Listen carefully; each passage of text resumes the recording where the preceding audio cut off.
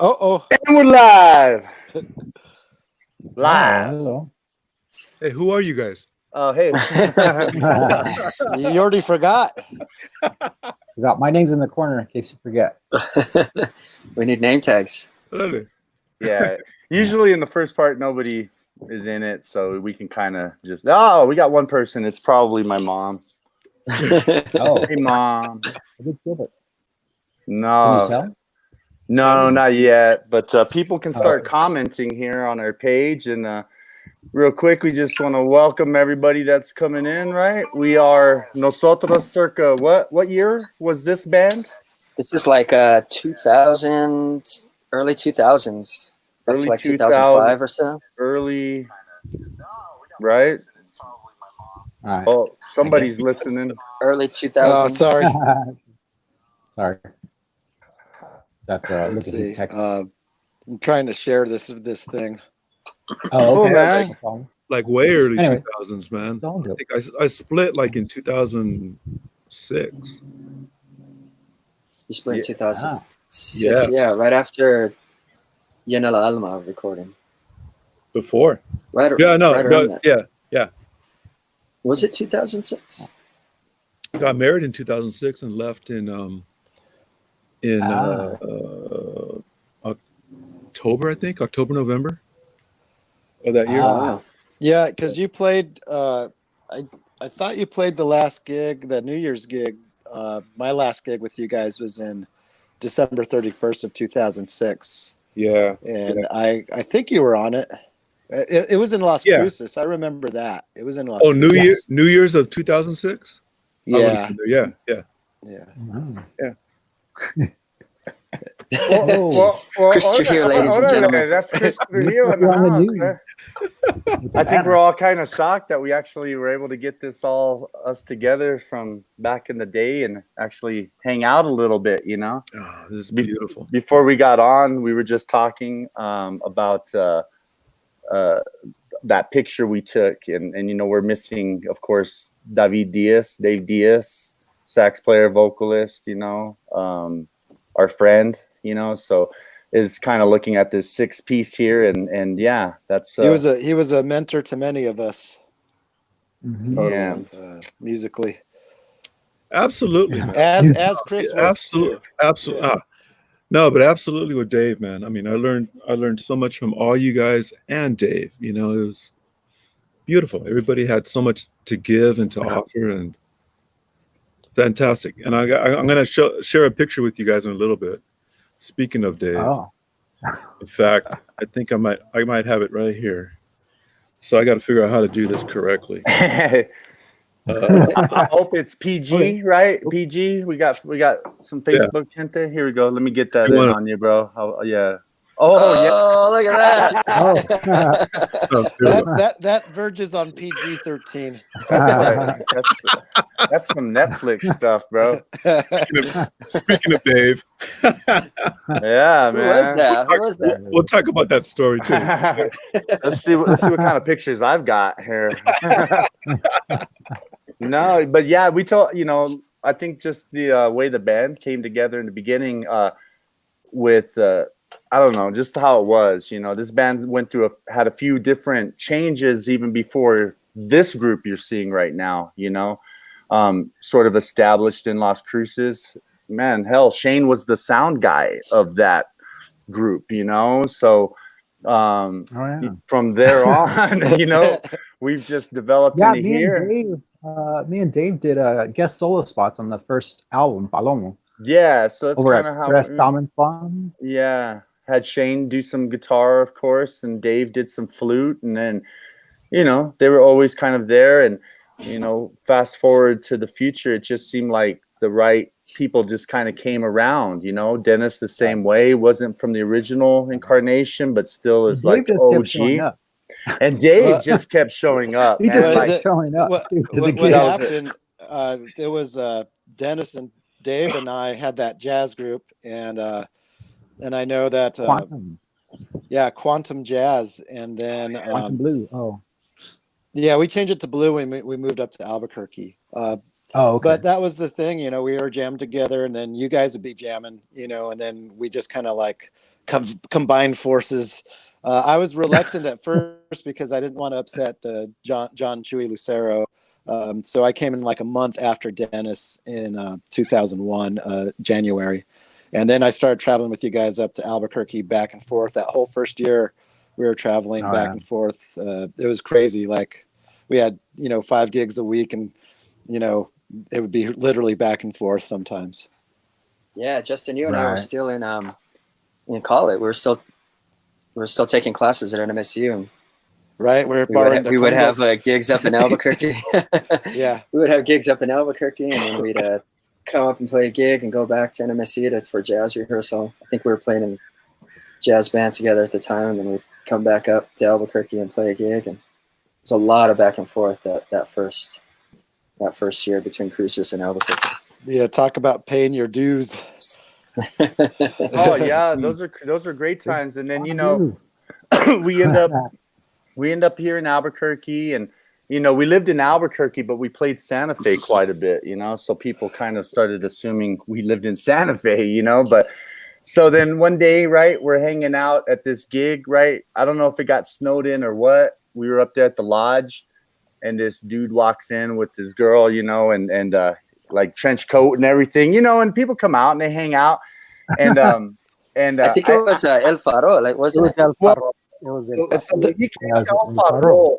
Came to El Faro, and then some the lot goes, "Hey, the drummer for Tom Petty wants to play with you," and we were like, "Yeah, I don't know about all that. I don't know, you know, not that we didn't want to jam with Tom Petty's dude, but like we just are like, no, yeah, right, you know, like we were so young. Thought it was never know who's asking to really. Yeah, it was called the Lodge when he first played with us. Well, no, that's what happened. Yeah, he didn't play with us. We didn't let him play at El Faro. We were we totally snubbed through. We were just like, whatever, dude, whatever. Black Crows, what? Black Crows. I remember talking to him face to face and everything else. Fucking weird. So then we end up over at the lodge, and there's nobody there, right? It snowed or something, and here comes Chris with this girl, and we're hanging out. And then it's like, hey, I want to play with you. And we're like, hey, man, now's a good, okay, cool, bro. And then it was like, what? That, you know, we heard like real drums, real congas, probably for the first time in our band. Like, we knew what we kind of were looking for in that sense. But as far as somebody really with the skills like that, we were just like, holy shit. It blew my mind. Then you wouldn't let me leave. Then we wouldn't let you leave, man. You know, and then that was like that. But, you know, just the way the band people in this band have joined the band is kind of funny. You know, like Dave never stopped showing up, dude. He just always came. You know, and then Dave tells us about these other cats that he plays with in Quantum Blue. You know, and then it's like. You know, and then next thing you know, we're the Lodge. Ooh, we're playing at the G Spot. Garrett's Desert. Remember all those gigs? Oh yeah. You know, hey, you know, I remember Randy beating up somebody on cocaine, and then Chris like slapping with his conga hand. Dave named him Strawberry. I smacked the guy, and he still had that mark like a week later. You smacked him. I think he lost a couple teeth. Dude, that was wild. We were like a fighting band, man. Like we were a gang, bro. Dude, I remember Justin and I, Dennis, Justin, and myself, and we were at the Paramount, remember? And then that dude, and it was like, come on. And then like a few weeks later, it was like, hey, guy, I didn't know we were Nosotros. Like, we're cool, though. Everybody's cool. I was like, no, we're cool, man. Just like, but you know, and then we would always joke, it's because we're from Las Cruces. You know, we're a little bit, I don't know. We just had a different vibe with it, but it's just, I don't know. We just kind of had that sort of attitude in the way we played too, I think. And, you know, maybe I think that's helped with our longevity. I mean, you know, Chris has been always doing stuff forever, but, and is now back out there in California, but he knows how the machine worked. And, you know, Felipe, you're always a part of stuff. You always help us out when you can. You have a family and you have life, and same with Justin, but it's still, you know, you guys know how that machine works, right? Like we're almost not in control of it in a way, you know? So anyway, that's my thing. Felipe went to New Mexico State, so he was kind of honorary Las Cruces citizen. Right. I did. I Oh, that paid one my bites dues the there dust. too. Yeah. Well, that's how you met. That's how you met up with the guys in. And I don't know if Randy and Shane want to talk about Jeff and Chewy and Oh man. Oh. Well, I don't know. I don't know if we want to go back that far. I know this is the 2000 class. Yeah, we could talk about this class for sure. Maybe we'll get into that. But the thing is, like some of the guys even now in the band, right, that are there, they don't.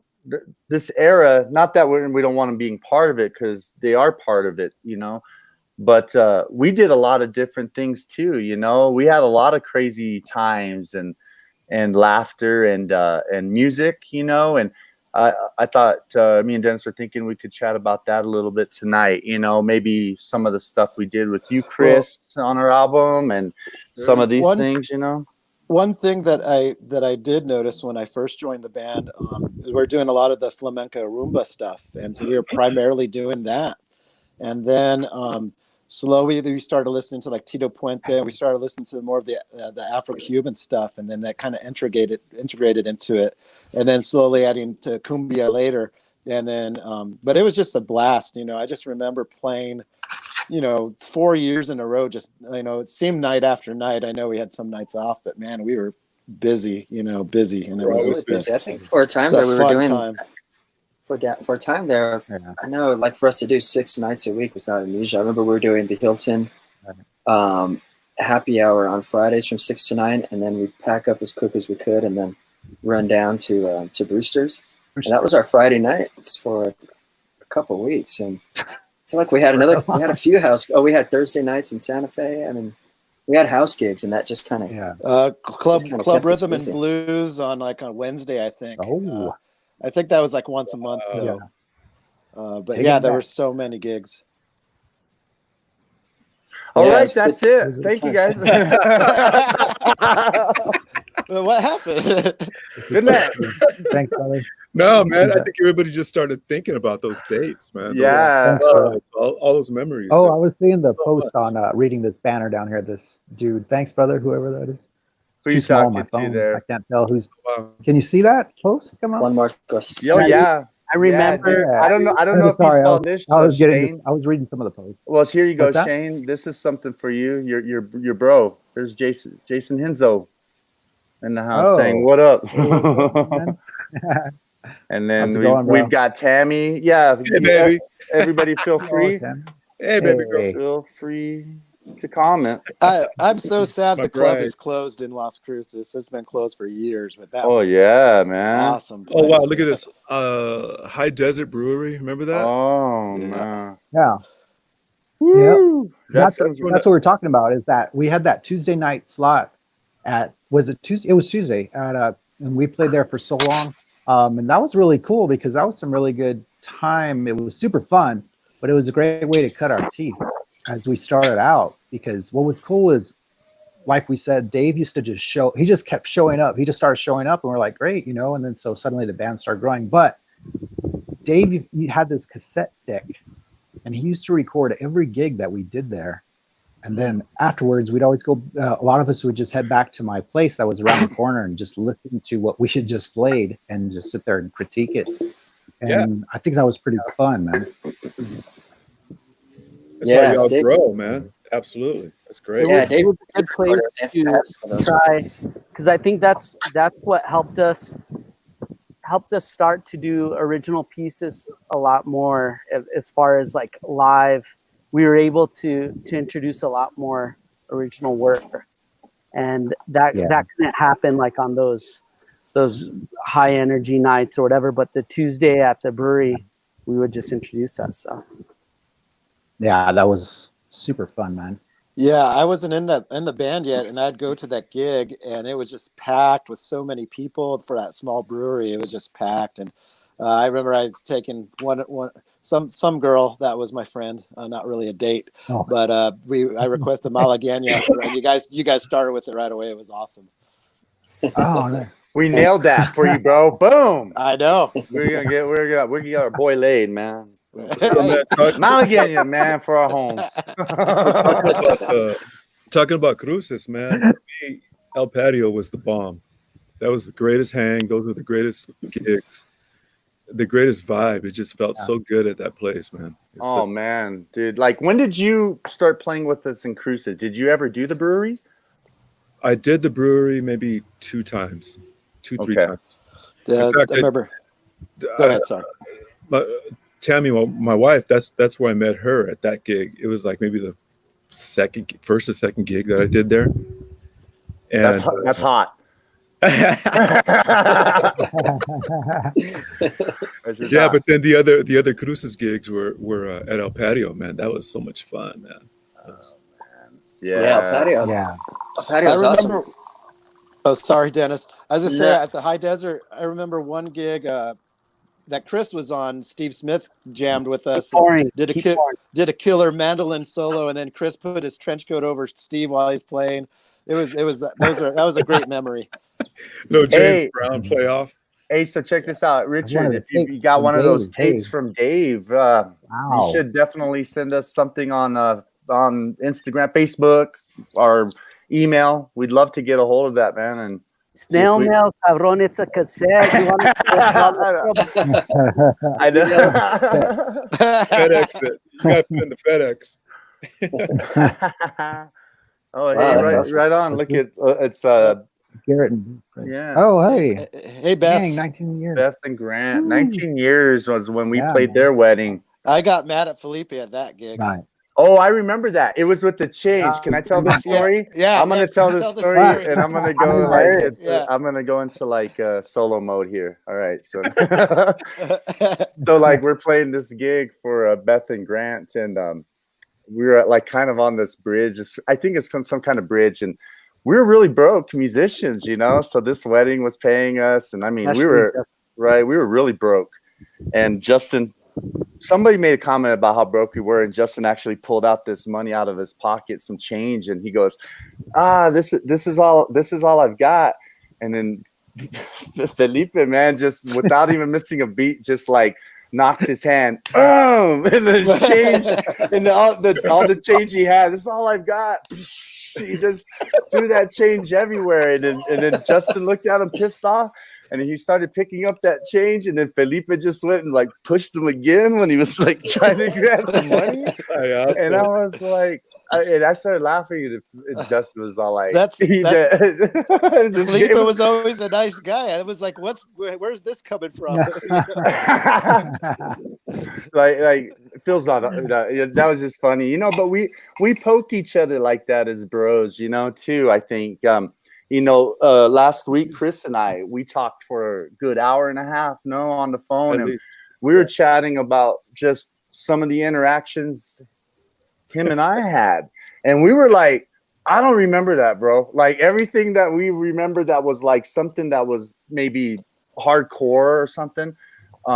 We were like, I don't remember that incident, how it affected us, you know? So it just showed we had so many of these type of interactions, but a lot of good things too.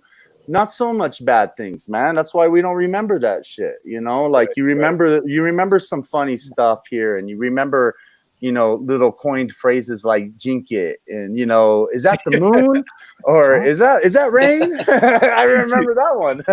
Is that rain? You jink it. Jink it. Jink it. You jink it. Jink it. That's funny. But, hey, man, we were talking earlier about beginnings, about how everybody came into the band.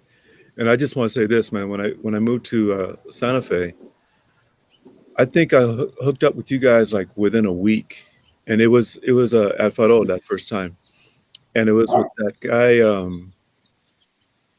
the little guy, Ben. Yeah, I know exactly who you're talking about. He told me Tomas? No, Ben. Was that? Oh, Ben. Okay. So, Ben. No, Yeah, Ben Lucero. Yeah. Sorry. Yeah. And he goes, man, there's this great band you got to check out over at Farol. And I go and I check you guys out, not knowing really what to expect. And it was like, you guys were right up my alley, familiar territory musically. And I thought you guys were happening. It was a good energy, a great band. And it kind of goes like what you were talking about, Randy. Like that first time I didn't play with you guys, but moving on to the next thing, which was at the Radisson, is what that hotel was. Oh yeah. That I think you were calling it the Lodge, unless it was called the Lodge at that time. No, it changed to the Lodge over the years, but yeah, it was the Radisson back then. Mhm. Totally. And yeah, I just wanted to say, man, from the get, man, I just dug all you cats. I dug the energy. I just dug the whole package. And from the whole time that I was there, it was great. I loved it. And yeah, we had ups and downs, and like any band does. But the main thing I want to emphasize is that it immediately turned into a brotherhood. And you guys were all instantly my familia, and it was beautiful. And look how many years it is later today, man. I feel like we're shooting the crap in some bar or someplace, you know. I mean, just like the old days. All these years, all this distance, all that vibe hasn't changed, and it's beautiful, man. It's a testament to what we had and to what we continue to have. We felt that right away. We felt that energy right away. I think, like, you know how he said you asked.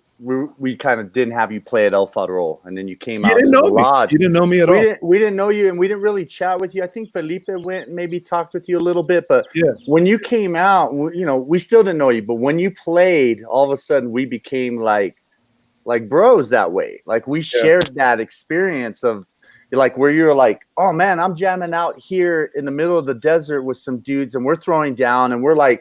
Exactly. This dude just came out and like blowing our mind, and we're able to keep up. This is great. And I think right away we were like, all cool, man. I was almost like, it was like Chris just wants to hang with us. Dude, you came on so many things. I mean, you had a couple of things you needed, you know, a room, you know, I mean, you had some stuff, but at the, you mean the prima donna? No, but I mean, at the same time, now that you get to where you're like, you know, and that's part of it, man. The negotiations of things, right? You know, I mean, we did a lot together, and we all sacrificed a lot together. You know, so some of these things are like, you know, they're whatever. We ebb and flowed. We gave, and we took. But we did a lot of really cool things, you know, in that period of time. Now I'm looking back at it. I wish I would have known then what I know now, you know, and that goes for everything, of course. But it goes for us all. I look at that album that we did, Nosotros, and it was like that was pretty cool, you know. And we still play some tunes from that, and of course they've morphed. But you know, maybe we could chat a little bit about those, you know. And this is sort of like what this band's sort of thing was that album Nosotros, that self-titled album. Hi, Jackie. Yeah, well, I think to throw some love back to Chris, man. I think that's awesome that you said that. Randy's right. We did feel that immediately, and I think that was like the brotherhood, the connection. I sort of feel like our roots were the same. I know you grew up, you know, in the Valles of California. We grew up in Las Cruces, and there was just something from that. We came from the same hoods, you know, even though they were, you know, absolutely miles and miles apart from each other, but we had the same roots. And but yeah, I think you know, Chris, you really brought us to a whole nother level.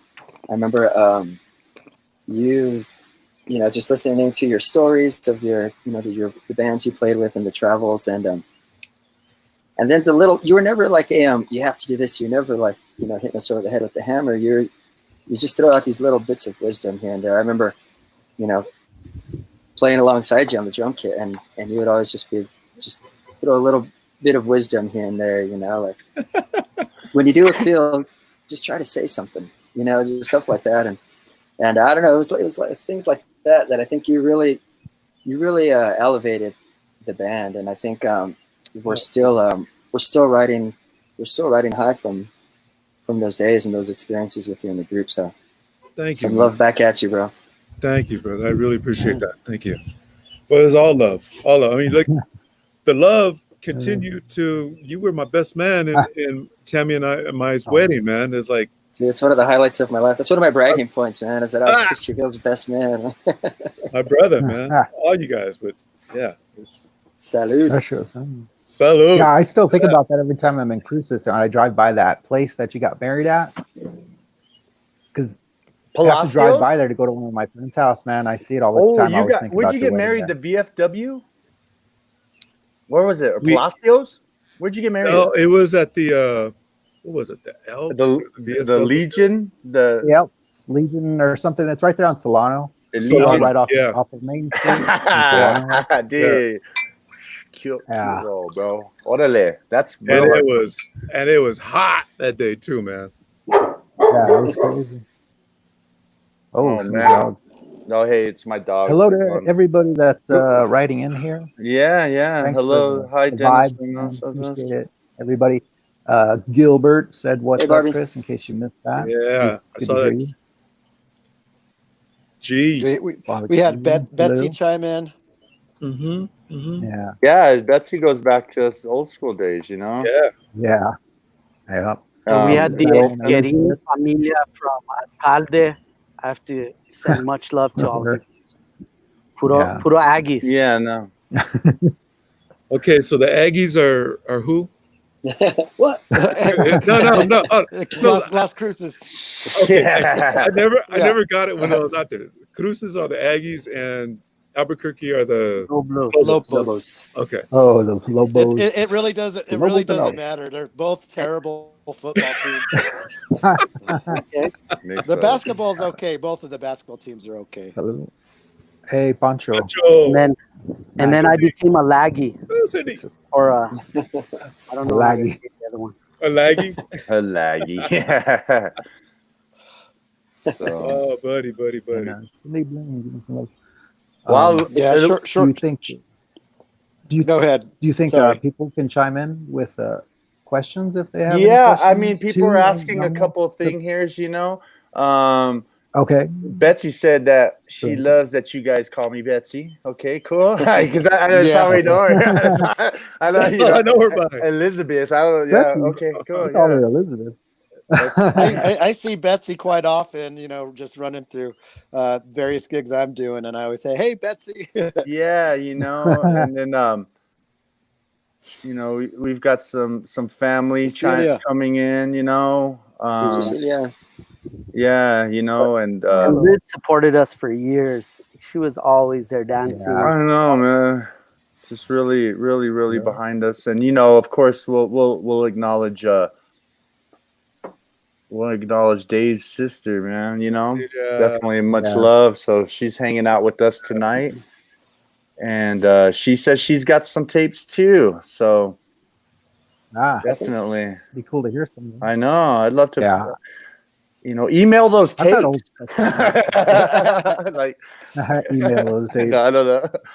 Hey, Justin, you were talking about a band that you had with Dave, a jazz band. Yeah, it was Quantum or Quantum Quantum Blue. Jazz, I think we call it. Quantum Yeah. Blue. I remember we did a gig at was it Kelly's? We did a couple of nights there throughout a month, maybe 2-3 nights, and Like we did it. It was Quantum. I think we Some went jazz gigs. Quantum. You guys did some jazz gigs. I remember it being Yeah. called Quantum. It wasn't on a Nosotros gig. Wow. Yeah. Yeah, Remember that? You guys remember that? Okay. vaguely, but I know we do. would throw some in every now and again. Was that at Club Yeah. R&B? It was at We did Kelly's. some I club- remember he would At Kelly's. Oh, it was the at gigs there. Kelly's. Yeah. Oh, I don't remember. huh. I don't I- remember I- Kelly's Quantum. You're too drunk. I don't know. Yeah. Sometimes it was Randy on guitar, sometimes it was Shane on guitar, so I can't remember.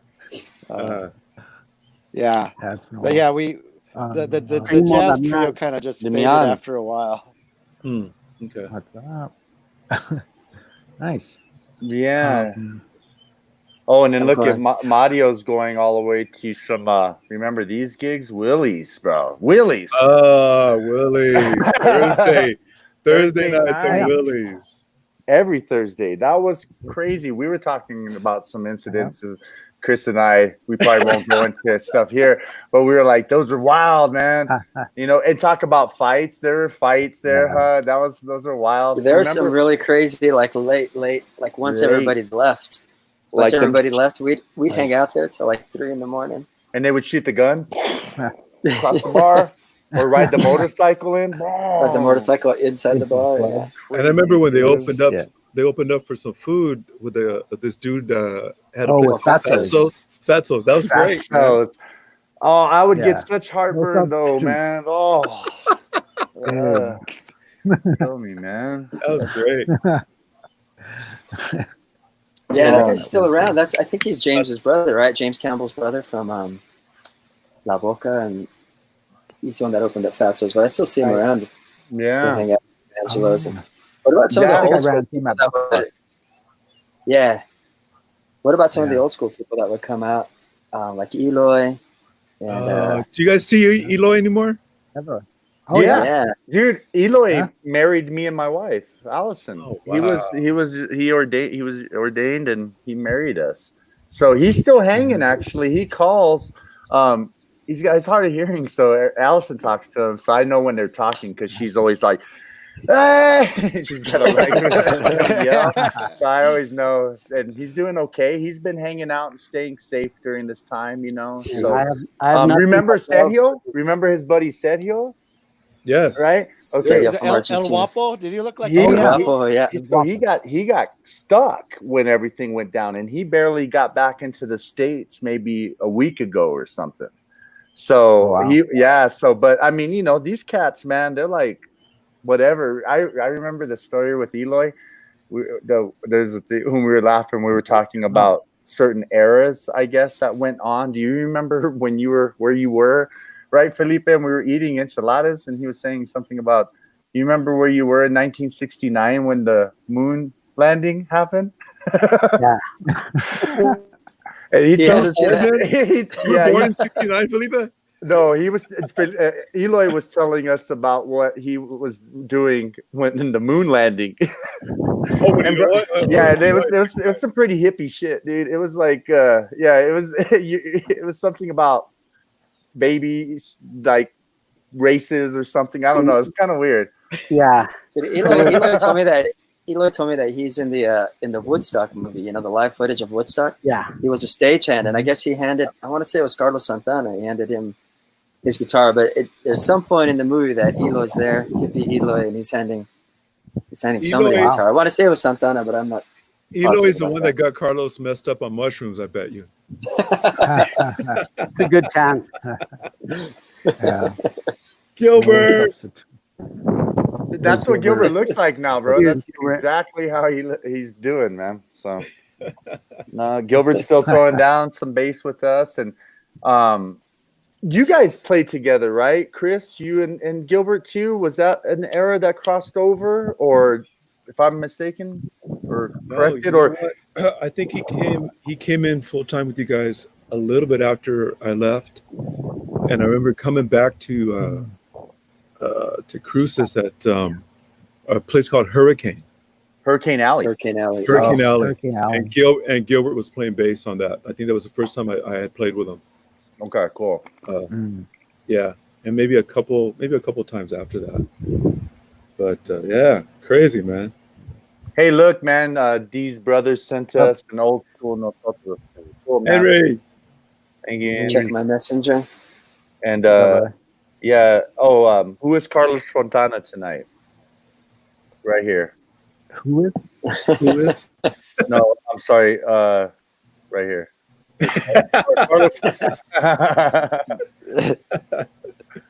Oh, there he is. Yeah. Who So, is? but yeah, it looks like Henry's got a recording from El Patio. So that's Oh, great. awesome. Oh. Very cool. Oh, Everybody's look. got here's Carlos. There's Carlos. Aquí, Carlos. Aquí. Who I never played with. You never Plato. played. You never played with Tico. Carlos. Yeah. So and Glenn, you know, Tico. a couple of cats, you know, now, man. Yeah. I mean, we have a whole different whole thing going on over here, Chris. You should come check it out sometime. Come back out here. Hang out with us, you know. I know we tried to do that a few times when you were jamming with Dieta and stuff, you know, and we were actually trying to work on something before all this stuff went down, you know, something Right. trying to get you guys out towards cruise. You know, we were going to try to figure something out. And that's when all that went down because Dennis and I saw you middle of January, and we hung out for that day. That was awesome, by the way, man. That was the highlight of my trip, man. Yeah, I'm so glad we did that. Quick. Considering like this year has been for shit, that's been really a great time, you know. So, thanks for that. Man. That's when you caught the Namthrax. So Namthrax. You didn't get COVID. You got Namthrax. I got Namthrax. So that was good to know. But now you know it's what it is. So. So let's see. Sam Atkinson, 505 represent. You know it. That's right. That's kind of what we were, you know. Well, now it's 575, but when we came from Cruces, it was 505. It was been 505. It was 505. We left Cruces before our turn. Where I live, it's the 805. Yeah. Yeah, so Cruces 805. So we're That's a promotion, bro. You got promoted. yeah, you got 3 more numbers than us, man. So yeah. But yeah, you know what? And we still end up chatting every once in a while with Edgar, you know, cats that recorded that album for us, you know, and he's doing some like voiceover At the stuff, man. what? Oh, Edgar. Yeah, he still got Stepbridge Studios, but he still got like Rancho Digital. It's not that, but he bought Stepbridge basically, and in that area, and then now like it's got a whole thing kind of going on. But he's got like a little place over there that he works out of now, and right up his alley, man. And he was coming out last year, and he was bringing Luis Guzman with him, man. You know, Luis Guzman, the actor. And we were like, we were hanging, dude. That dude was like loving it. We were like, what? And he was like, what up? And then, dude, it was funny, like hanging with Luis Guzman. I love him, man. We'll see, but we're supposed to play a wedding in July, and Luis Guzman is supposed to be the best man at that wedding. Wow. So it's a little Crazy. a little cool. Yeah, but that's in July. That's in July. Huh? Come out, Chris. You gotta come, Chris. Come out. I might. if all this stuff goes away, man, that's the problem. I know, man. Let's get like let's get some something going on, man, and we'll be okay. Well, you know, Pachanga, baby. Pachanga. We just got to get you behind the glass playing. That's it. What's up, bro? Yeah. We'll get you behind the glass playing. Or like those crazy Glass. those new spacesuits, man. Those things are like all mobile. Those new spacesuits, they were gonna launch those dudes up there. Oh yeah. We'll get you a Raiders mask, bro. That? Yeah, but no, like I was waiting to see that happen. Speaking of that, Rancho Digital, that's where we're recording that album where Chris came in and started producing. That was a long time. How long? It took a while to record that album, but I remember there were some cool moments there because we had the gig directly across the street at Evangelos, which of course, you know, that's hardcore. But I remember playing there and having to go and like record in the studio like for all hours and then having to go across the street to play after all that. That was like, man, that was rough. It was pretty rough. But that was really fun though, going to that bar though. Sorry. Hey, so check this out real quick. We got a couple of people asking for some tunes, man, or something, and I don't know. We can't really do a cappella. We kind of suck anyway. But there's latency issues with online things. But you know, maybe this is a good time, Phil. We can have you jam some stuff from like that era, you know, of this Nosotros, Luna. You know? Yeah. Oh yeah. Yeah. So no, somebody said at one point, I think they might have been telling either Dave or Felipe, they love that song about the police. And they're like, what are you talking about? And they're like, you know, Huda. They thought the lyrics Huda.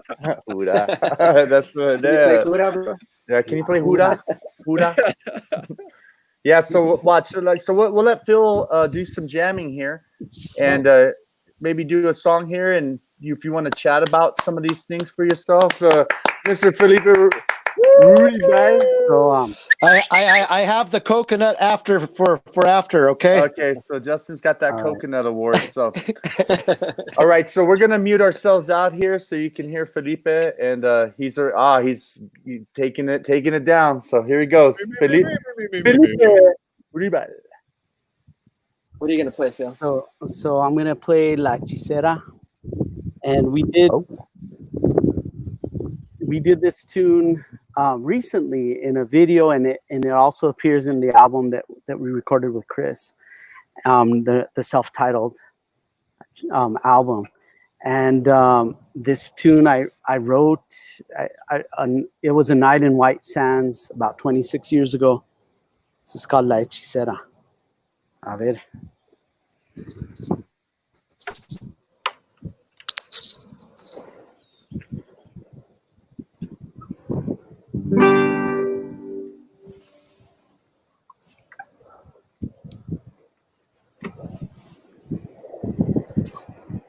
Dime cuánto tiempo durará este delirio que siento yo,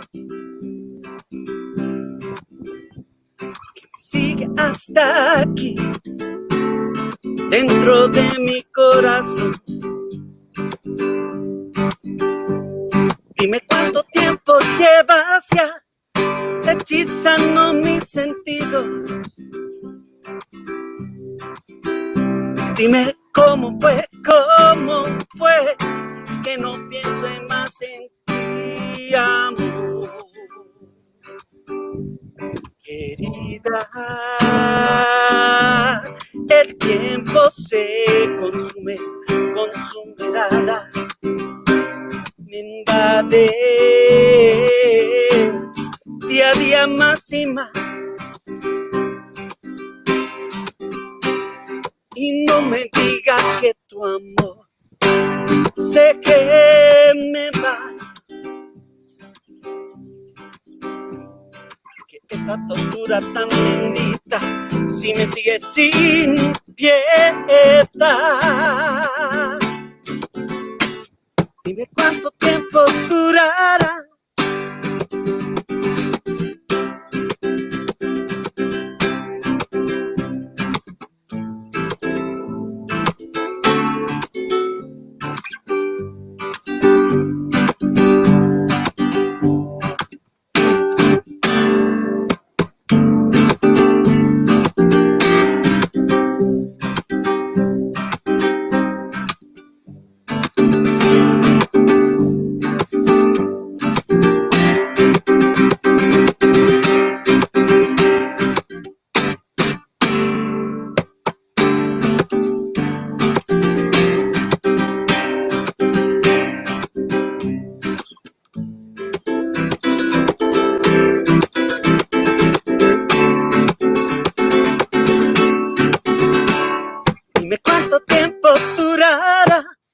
Ese delirio que siento yo lo siento yo, que me sigue hasta aquí, dentro de mi corazón, corazón, corazón, corazón,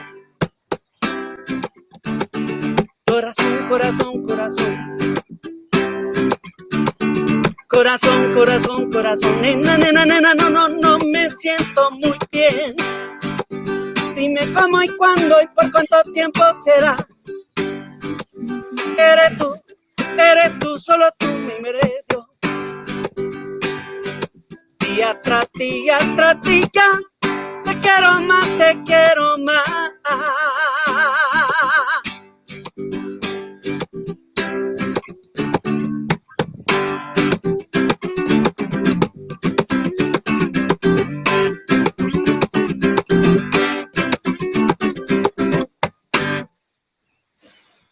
All right. Yeah. He can't hear us yet, right? Wow, Or could Paz he? is here. Let's Of all see. things, Go, brother. he could have come Paz. good Yeah, from Paz. it's Kazunari Maeda from Kagoshima, Japan, attending tonight. Viva Salud. Japón. Japón, salud. You don't even know. Yeah.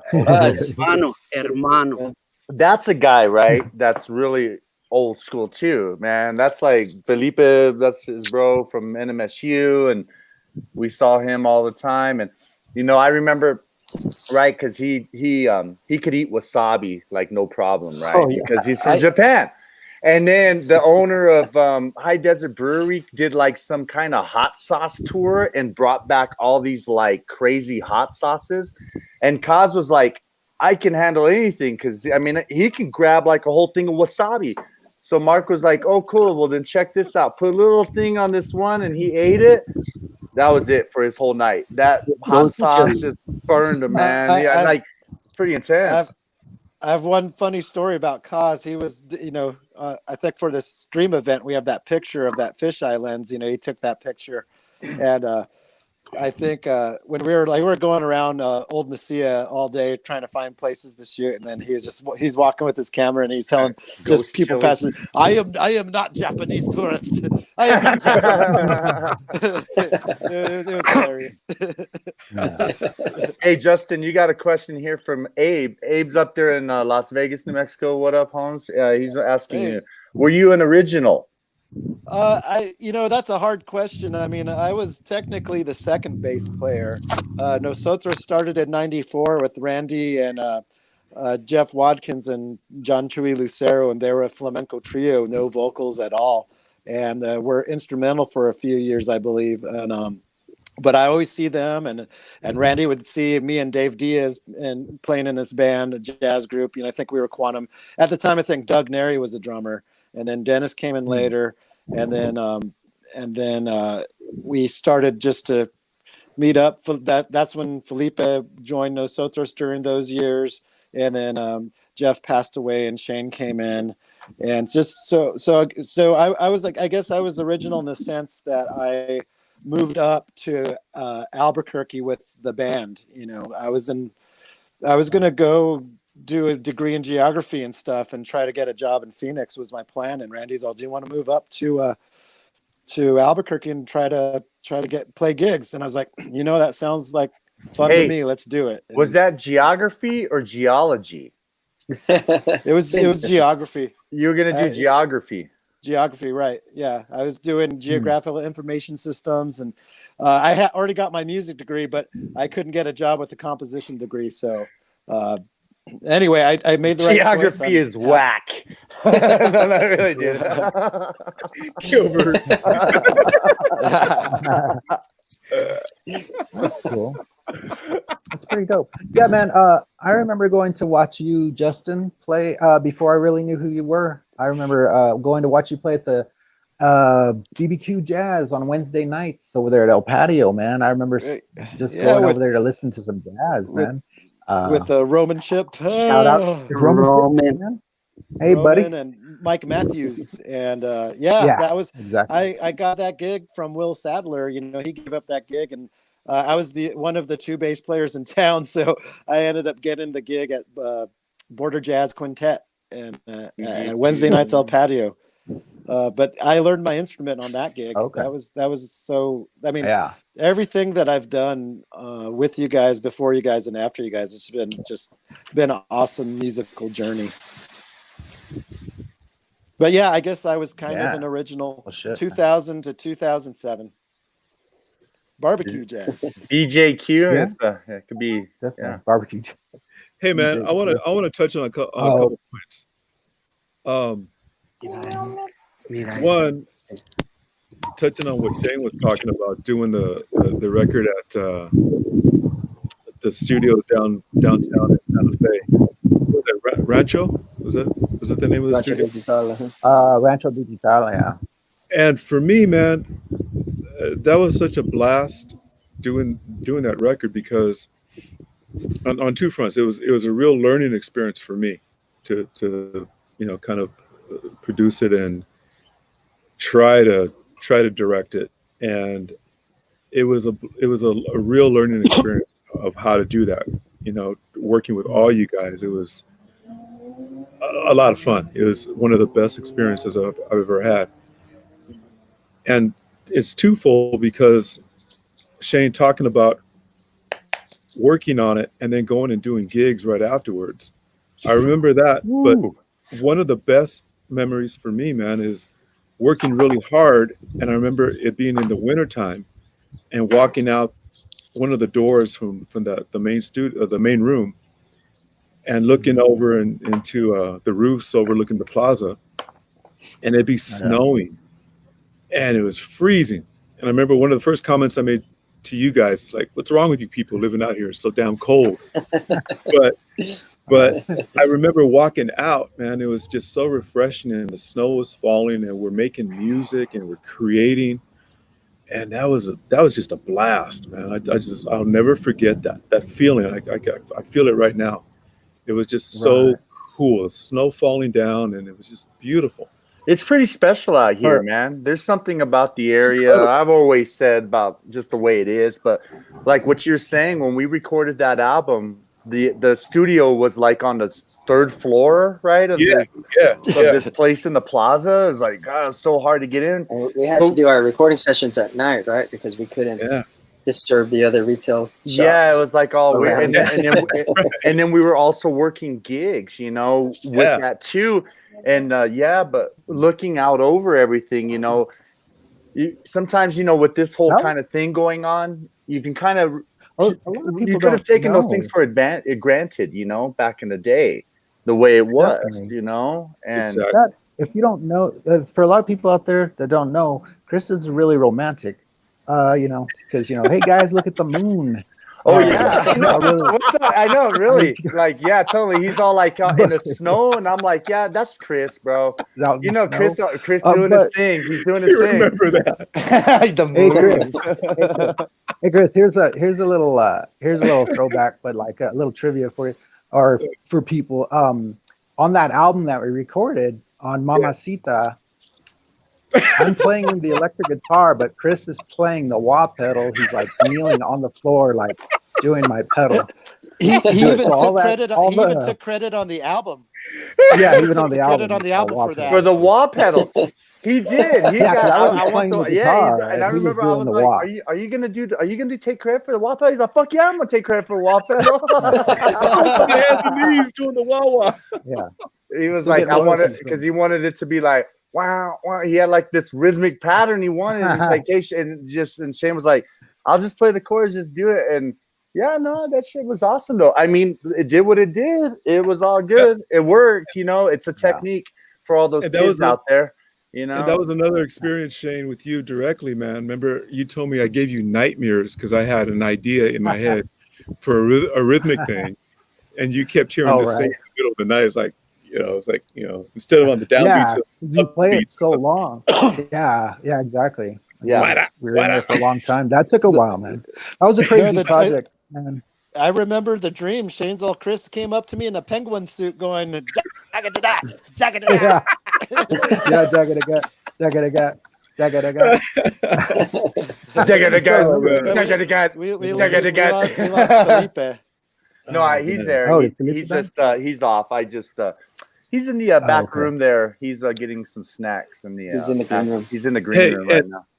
And the other thing I wanted to touch on was our brother that's not here. We've talked a lot about him, but Dave, man, my first impressions too, man, seeing you guys and then hearing the combination with Dave and Felipe was great. It was magical, and what he brought to the band and what his contributions, and not only musically but just he's the funniest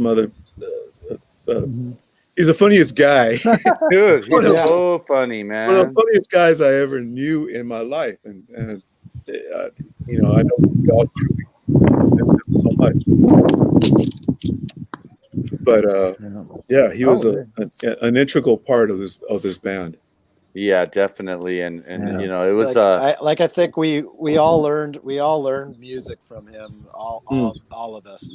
That's I've had probably about 4 mentors in my life, and Dave was one of them, and Chris, you're another one of them, and Dr. Bruce Dalby, and let's see, I have like Cesar from Son Como Son, man. I studied with him for 2 years.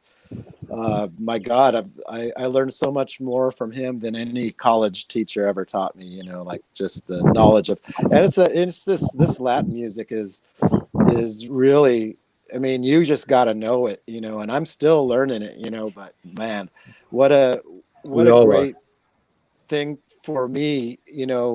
I actually I'm in an indie rock band now, but my Latin bass line's still coming out every now and again with those guys, and it fits the groove, you know. And it's like, wow, that's cool. So anyway, just want to give love to Dave, because I wouldn't be here if it wasn't for Dave. Oh yeah, man. I think Much love. he pushed the band, and it's in a route, you know, coming out and just being there, you know. And I don't know, it was just kind of weird how our paths crossed, and he knew a few of you guys separate from us, and how it brought us all together, you know. And here we are 25 years later, still kind of, you know, we're still going. Like, even though this thing's kind of like stopped some things, I mean, you know, there's some things we've got in the works that are coming up, and that's awesome. And so, you know, I'm not so much worried about all that. It just shows like how much of a machine it is. And that, I think Dave had a lot of that too. I mean, the musicians that you guys were from school, there's a certain discipline that came, you know, I think from all of us, even though maybe some of us didn't have like, you know, university education in music and stuff and homeschooling, but I think all of us had like a certain discipline about what a band kind of is, you know, and we just did it, you know, we just kept doing it. And even when we were talking a couple of weeks ago how we would be okay because over the average you would make an okay amount of money. Some gigs might not pay that much, but some would pay really well, right? And over the balance, you were like, this is a straight up working band, you know, like it works. And it did all this kind of thing, you know. So that's funny that you could hear that wine pour. Sorry, guys. I should have muted.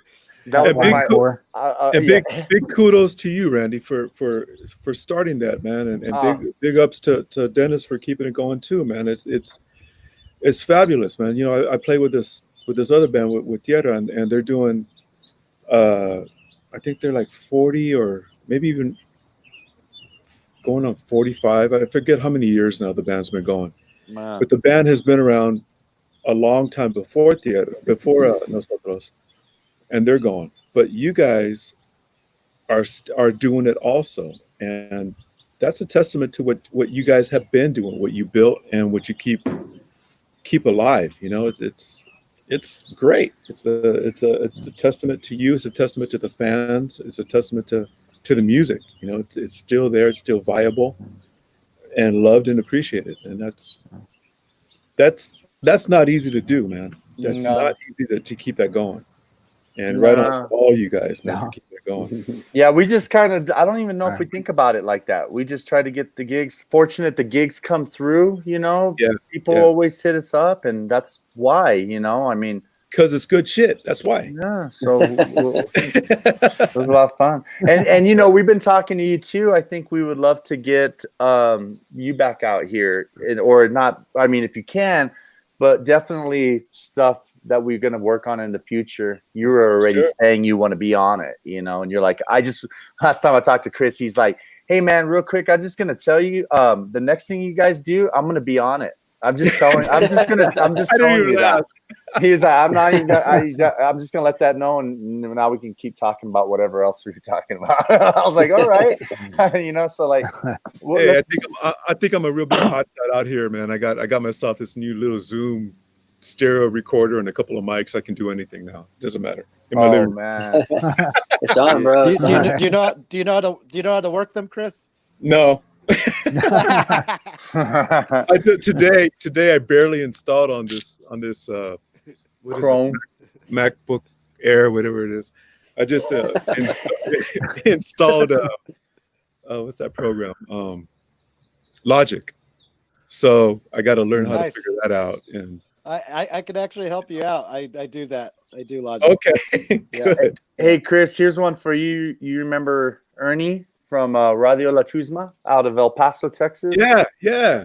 Jumping up with his band and the CD release. Yeah. Oh, that's crazy. I remember that.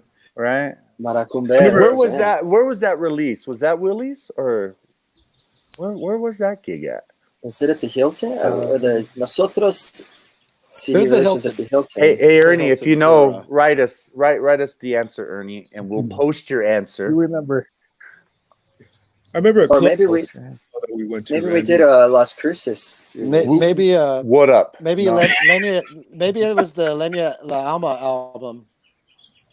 Yeah. Hey, Ernie, tell us what Big- what gig that was. Where was the place? Was that at the What venue? Hilton? That's too Either many the W's. Hilton or El Paso. It I don't probably came in on the 2006 album, I think. I don't think you wanted to be. Hey, Chris, Somebody- I read that. That was such a great book, and I really wanted to read about you, but you told me that that you didn't sign your life away. That's exactly what it was, man. Steve with the Black Crows book. Steve was, and he made it a point. I got the audio book, so I didn't read I didn't read it, but I remember. You listened to it. But I remember Steve making it a point talking about there were, whatever the number was, official members on stage, and I was not an official member. I was given a contract that was unsignable, man, and I elected to stay a sideman for my time with those guys, and it turned out to be a much better road to take. But that's why I wasn't in the book, because I wasn't an official. Well, guy. what I have to say, if anybody reads the Steve Gorman biography, Hard to Handle, the story, The Rise and Fall of the Black Crows, Yeah. I'm just going to warn you that you'll end up hating Chris and Rich, because they're a bunch of, Not this Chris. they were a bunch of Not assholes. this Chris. But not this. Not this but Chris. man. Chris Robinson and Rich Robinson, the brothers, are just bastards, and they just were greedy. And I'm going to tell a story real quick. When I read that book, Jimmy Page was playing with them. Right? And they were just got sick of him. Like, we don't need him. I'm tired of being a cover band. And then he went up to Rich, let's collaborate on some songs. And Rich was all no. It's like, you don't tell Jimmy Page no if he wants to collaborate. And none of us would turn that down ever, but that guy turned it down. Yeah. Oh my God. What a bunch of idiots, but I still, they're great singers, great musicians, great singers. I think the Red Rocks, I don't know if that show's happening. I really want to see them. It's the brothers in a hired gun band. They don't have, Steve's not coming back for that stuff. Cause nobody is involved. Nobody from the past band. Do you guys remember? Anyway, Remember Elroy? Remember Elroy from Brewster's? Elroy, what's up, Oh, Elroy? Man. And Chris, Wow. you were Much on love. Brewster's, right? Remember how that was going from the Hilton to Brewster's? That was our Friday nights. You were on that with us. You did that, like where we would play the Hilton. We'd have the other setup. We had the other drum setup, a whole entirely new setup over there. And we would go. And remember when the sound guy fell off the stage? Like, because it was way high. Remember he was up there? Alan, and he forgot, Alan, man. And he forgot to step on. They took the sub. And he was just like, that was crazy. But remember the night that we went from Brewster's to LA? Yeah. That was the To go Hilton Brewster's to go LA. play Ted for Danson's Ted house. Danson's wife. Ted Danson's ex-wife. Ted Danson's ex-wife. I didn't do that. I was gone by then. No, that I was feel before. like No, that was I right feel like before you a- came, Went Chris. to Belmont. Oh, We did a gig. We went from Brewster's to Belmont. Gilbert Allen is whack. I just know Ted Danson's so much better from Curb Your Enthusiasm. Yeah. He was better than that. Yeah. So, hey, were you on this show, Chris? With the Right. Page Oh, what and happened? Pros? Oh, The okay. Sleda? No, I had split by then. Yeah. Okay. Remember from Cheer? Come on, man. You were on you were only on for like the Southern Harmony type era, right? The second album, And Amorica. And Amorica, man. Amorica. Yeah, I recorded In fact, on. Well, here's the deal. Ernie feels that. I recorded on Southern Harmony, and toured towards the end of that Southern Harmony tour. Then we recorded Amorica, which I never got credit for, and then I went Right. on a tour for Amorica, and That's you on Yeah. Hi Hat Blues. Yeah, right on. Yeah. That's But cool. you know what, Chris? You've played with so many cats, bro. I mean, you know, we talk about the crows, dude, but you play with like you play with like the heavy hitter guys that Toto, are like man. crazy musicians beyond like mind blowing. Simon Phillips, bro. You had the opportunity to play with some of the world's finest musicians in the world, man. It's I been would a like to blessing, Chris man. to tell about like Jeff Picaro, you know that. Oh my God, that's Jeff, amazing. man, you're homie, man. You know. And I just saw a video today. I had never seen this. It was taken. It was in a place called Luleå, Switzerland, and the gig was at 1:30 in the morning, and it looked like it was maybe. It looked like it was maybe like right now, the because of where it is in the world. And we're for the people listening. Where are you right now? I'm in an undisclosed location in California. Here, I'm in Jamaica. I'm in Jamaica. By the beach. I'm in Simi Valley, California, which is just outside of the San Fernando Valley, which is a little bit north of downtown LA. I think Chris no, he's Gilbert's saying South Park. Oh, tell us wow. about Ike and Rick. No, you met us. When you met me and Dennis, you drove basically like an hour and a half to come see us, right? And pick us up when we were out there in Anaheim In January. January. Yeah, because I mean, I remember Dennis and I we were gonna go see Chris, and we were like, okay, cool. We had this night planned. Right on, we're done. We're gonna like Uber or Lyft it over there, bro. It was gonna cost. How much was it gonna cost? Like It's like $200 to Uber to go see you. We were like 200. I saw the price. I was like, that's crazy. So And then it was so.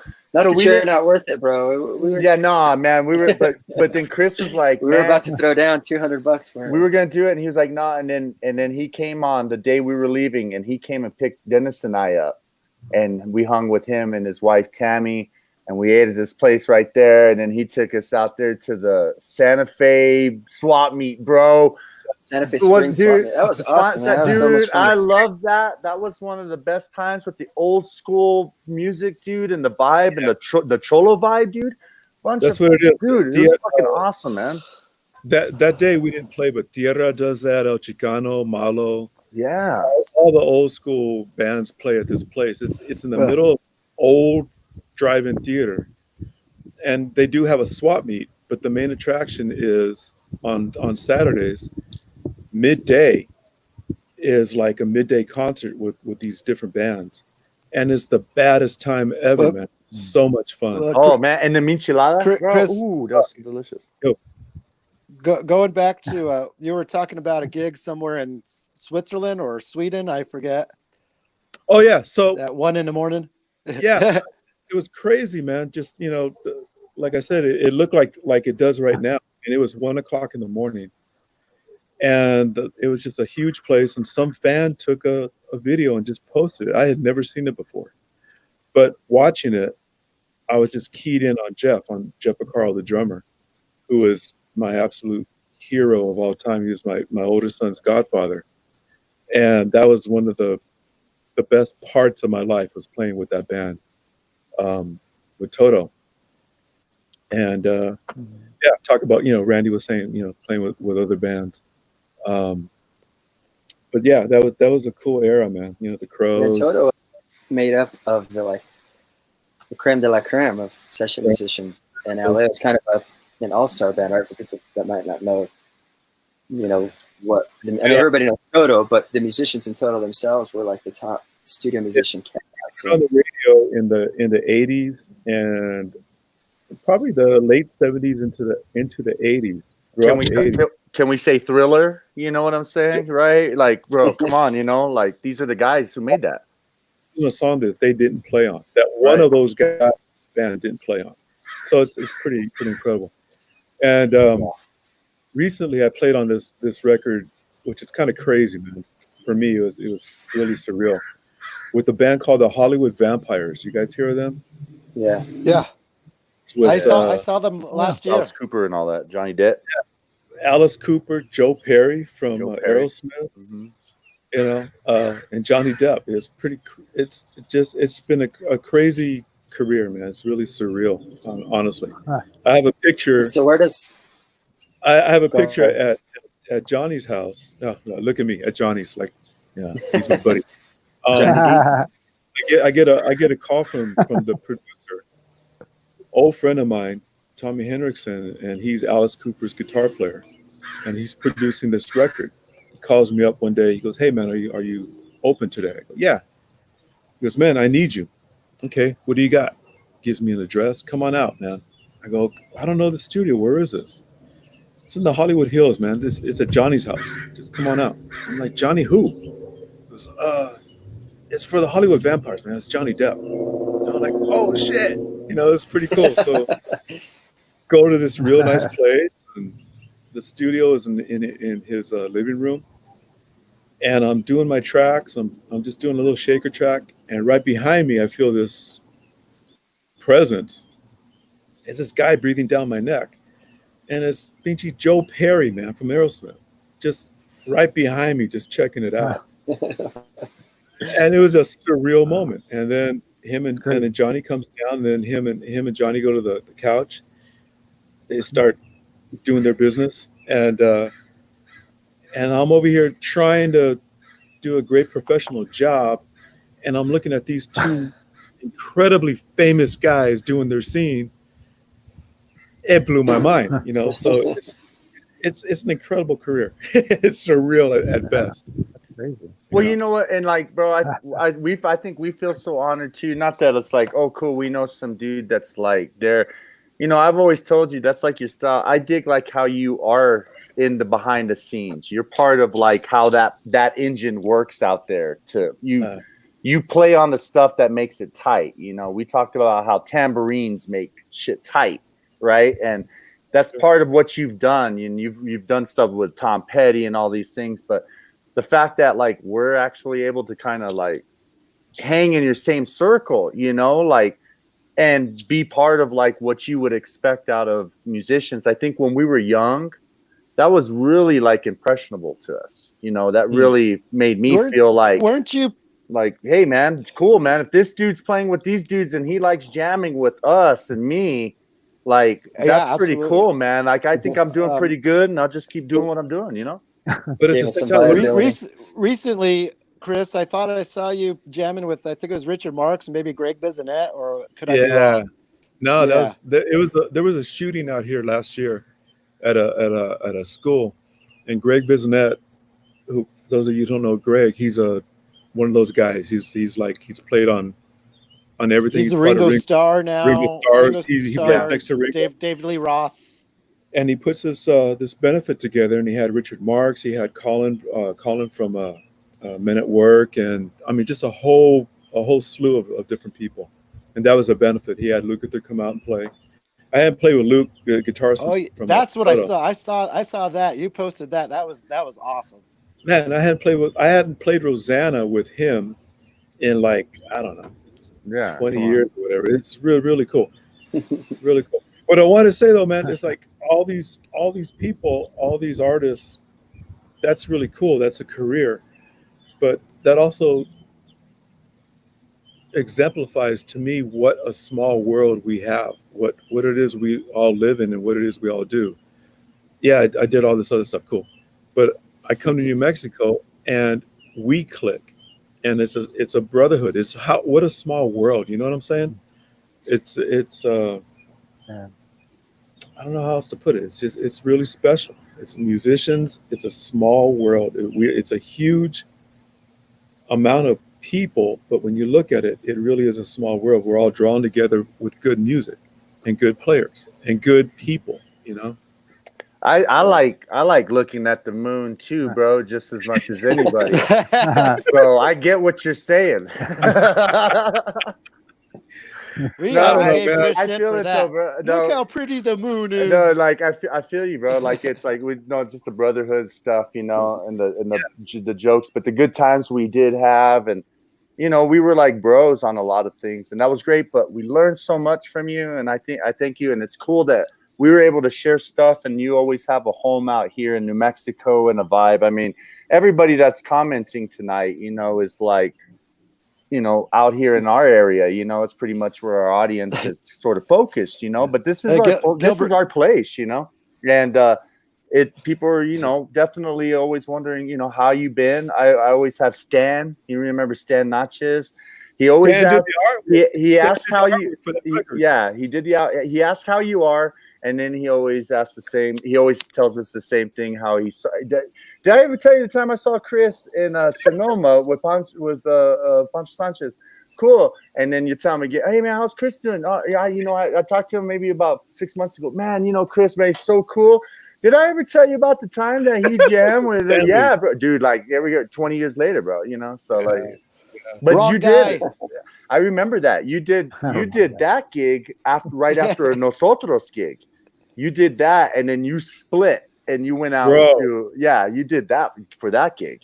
Let me tell you about that real quick. So we did a gig in Las Cruces, and I had this gig with Luis Villegas, old friend of mine, who I brought out to El Patio. We jammed all together, Luis. And this was before maps on the phone, before whatever you call it, GPS and everything. GPS, yeah. Google Maps. Old timers kicking in here. Okay, boomer. But man, I didn't know. I knew one road to get to Sedona, and I had no idea if I was going to make the gig. I got to the gig right as the bus was getting ready to leave from the hotel to get to sound check. I barely made it. And that was driving in a car that had no air conditioning. I had no GPS, no entertainment. All I could do was just go straight down the road, you know, at 90 miles an hour. I barely made it. And that's where I saw Stanley at that gig. Yeah, so Chris is a percussionist. Chris plays a little bit of everything, right? I mean, you play anything you can hit with your hands. Pretty much. Chris is the drummer for Tierra right now, the legendary Chicano band Tierra. Drums, percussion, extraordinaire all around. My mentor. My compadre. Taught me every lick and trick in the book. I'm still practicing. We steal from each other, brother. We steal from everybody, right? There you go. I'm a thief. Yeah, but you know, and then you did. Let's see, we did the Nosotros album, and we did really pretty decent with that. You know, I think we, you know, there, you know, it was kind of cool. And then when we went on to do Llena la Alma, you were on that album as well quite a bit. I mean, you're pretty much on that album as well, too. And we still play like quite a bit of these tunes. You know, that was over that album. And you guys took the reign. You guys took the reign on that. It came out great, man. Yeah, that was Doug Geist. Yeah, that was Doug Geist. Yeah, at the Santa Fe Centers. Yeah. And that was a whole different process, because then now we thought, wow, you know, that was a different thing for us too. And I think the two combinations of those two albums together, I think, taught me a lot about studio work and like how to kind of deal with the two situations. They were both like night and day to me. And I was like, okay, cool. And from those two albums, I'm like, I feel so much more comfortable playing in studios now. Like, you know, if I get hired for what I do, you know, I'm not a session player, but if somebody hired me for what I do, then I'm like, I know what's up, and I know what to expect, and I know how to sort of handle it without being like stressed out, you know, because it can stress you out if you're not prepared for it.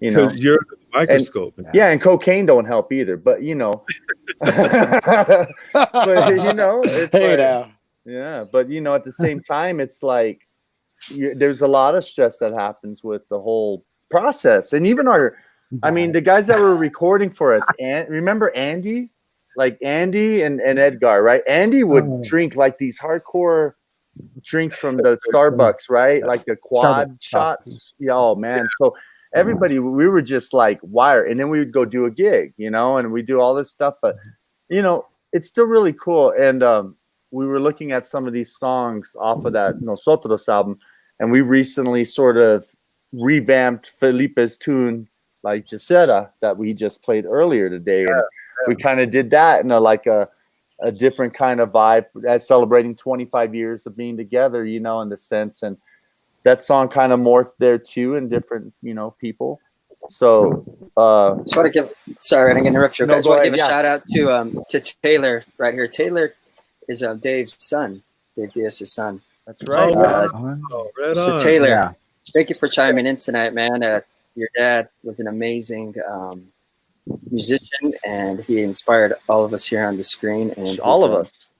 memory lives and shines brightly within each one of us still to this day. So, Man. your dad was awesome, man. If you ever want to hear any stories, or you ever want to reach out to any one of us, feel free. We'd love to talk to you about it. In fact, I think there's one cowbell that I think Dave took from me. It still might be in his sack today.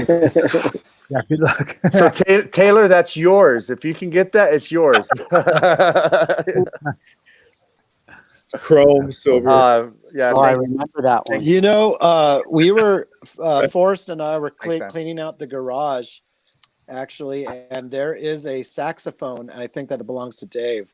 I believe I don't think it's an alto, but I think it's a tenor saxophone. But I was going to contact Cecilia or somebody, you know, just to give it back to, if it is Dave's. I believe it probably is Dave's, because I don't know whose else it would be, you know. So I have a saxophone. I just forgot.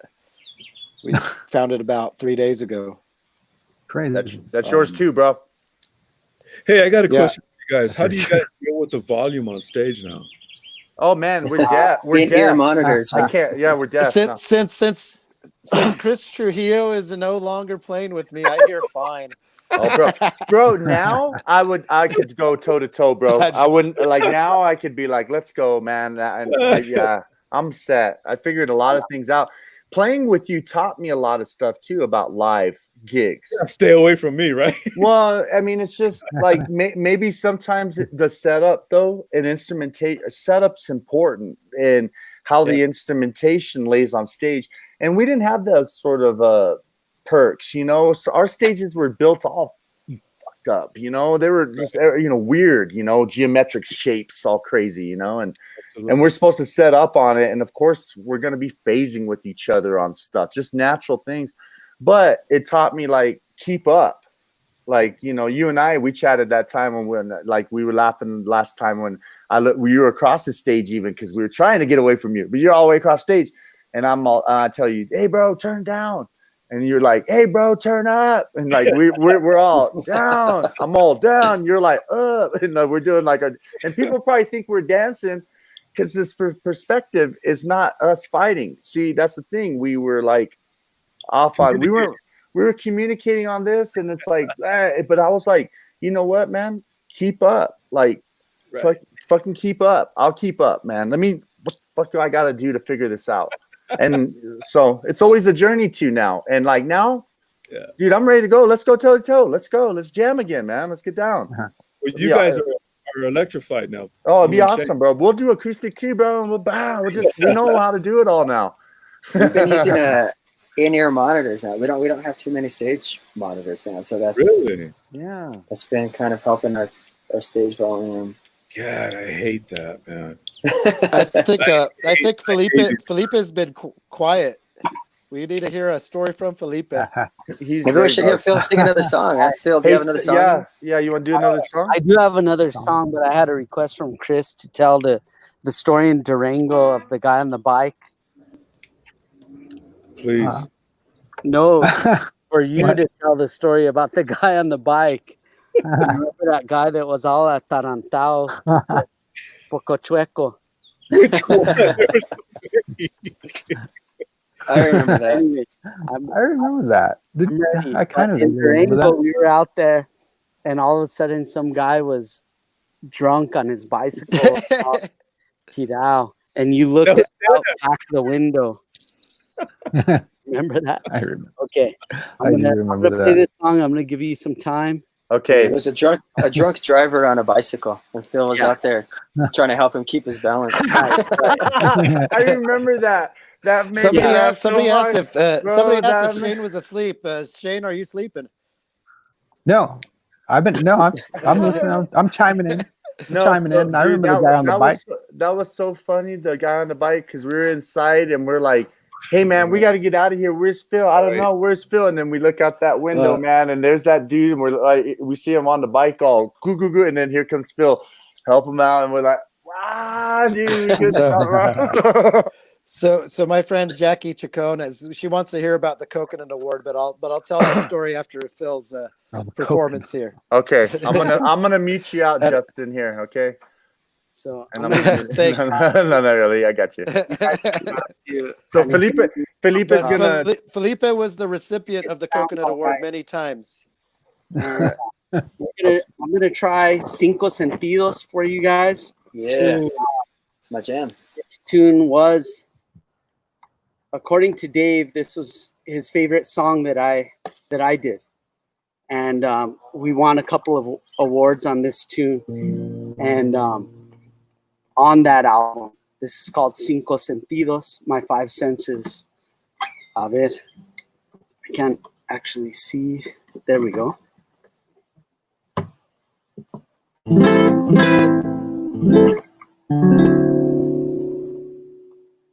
Ya que tú no estás,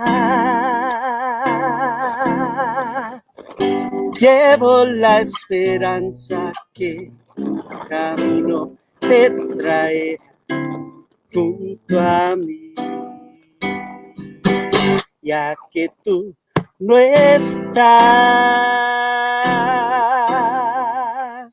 se me fueron mis 5 sentidos el mismo día en que te fuiste tú. Ya el arco iris me sale y no sé cuándo vuelva a ver los colores. Ya no te siento a mi lado y yo no pienso sentir tu calor.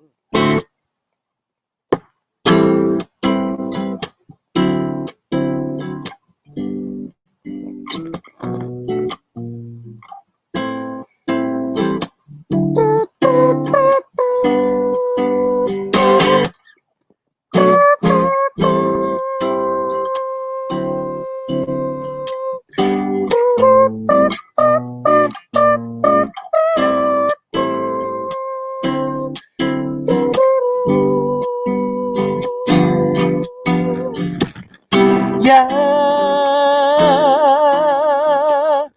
el arco iris es alegre y no sé cuándo vuelva a ver los colores. Ya no te siento a mi lado, no pienso sentir tu calor. Ya que tú no estés,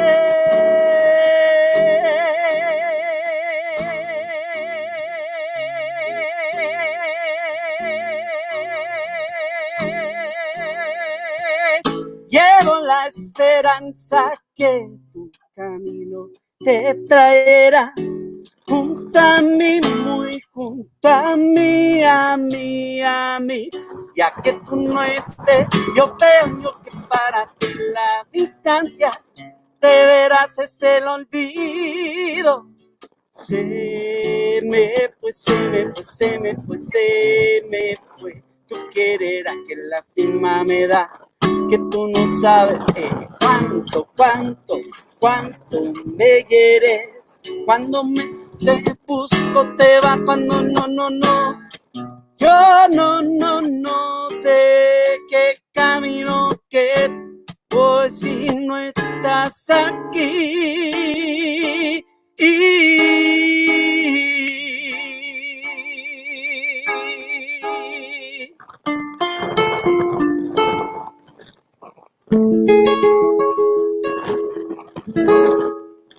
Oh, woo, bro.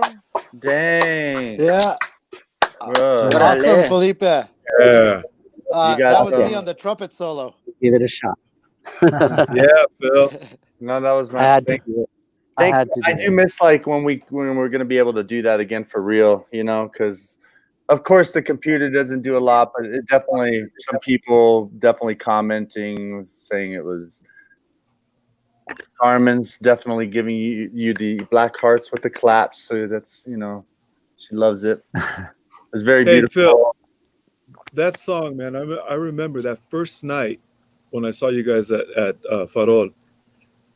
I remember, I don't know if you remember this, but I remember going up and asking you that one too, man. It was really, really cool, real special.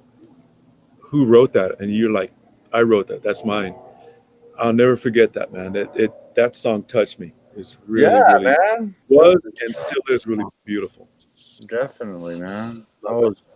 I was blown away by that tune. That was one of those ones that we had that we couldn't always play it at certain times because certain parties wanted to be always upbeat, but when we got a chance to play that song, it was really cool, and that's definitely Sometimes it was a first set one if the crowd's not getting like fills in later. We do some mellow in the first set and then pick it up. And Shane's solo on the record, man, on that tune is spectacular. Oh. Yeah. Hey, Shane, are you awake? Did that wake you up, Shane? Wake up, Shane. That's Is just Shane weird, asleep? like I don't know why you started getting all these Not comments sleeping or in what? here. Like, no, people, I don't know. They just started coming Oh, in there a okay. little bit ago. Like, hey, is Shane asleep? Maybe because I'm just all relaxed in my office chair. I'm all just kind of chilling. I'm having a Like, good time. Chris is giving me a compliment. What? I know. Right? He's got those almond eyes, man. It's not a big deal, man. Getting all romantic in here, bro. Yeah, let somebody see that. That's the joke. Everybody, that woke him up. Can I tell the coconut story? All right, I'm going to give you we're going to turn it over to Justin McLaughlin, All right. bass player with the So- Ordinary Things Forum. Here, I'm posting you out, bro. Here, and we're going to give it over to All Justin. the way from All the way Dublin, from Ireland. Dublin, Ireland. Sleep is I'm whack. from it's actually Edinburgh, Scotland, but it's all right. It's close enough. So we were playing this gig in Las Cruces, and I think it was probably like 2002. We were still going back and forth between Albuquerque and Cruces, and we got some morning gig at a co-op place, Yeah, like I remember. grocery store, and then It was the grand opening. it was a grand opening. That's right. And so we, it might have been me. I stole a coconut, and I think I threw it in Dennis's cajon. And the coconut literally Rotted. lasted for like 2 years with us. But it ended up like in Shane's guitar case, or it ended up somewhere in a bass drum, but whoever like fucked up that night, like he would like get the coconut award. So it'd end up in Felipe's bag most of the time. So I'm anyway, very that's the coconut story, and so we brought In it a back to the nutshell? ordinary things. We don't have in a nutshell, we don't have a coconut yet, but after the gig we would say like, Andrew, you get the coconut award, and it's always Andrew in the ordinary things. Anyway, Watch, they have a secret one for you, bro. They have like I'm sure they will. they have them all. Like we're giving them all of his on Christmas. So if Jackie, if you're not watching, you missed the story.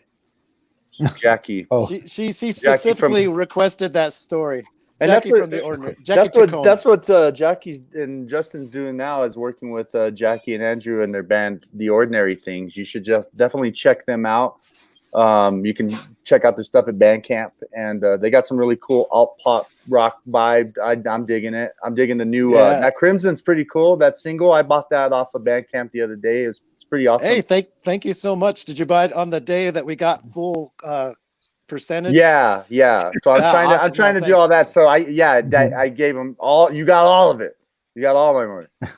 No, I'm sorry. I wish it was more, but I mean, it is what it is, Yeah, Coconut Award is whack. You get that when you are whack. But quick question. that single isn't whack for sure. Hey D. So so go for it, Chris.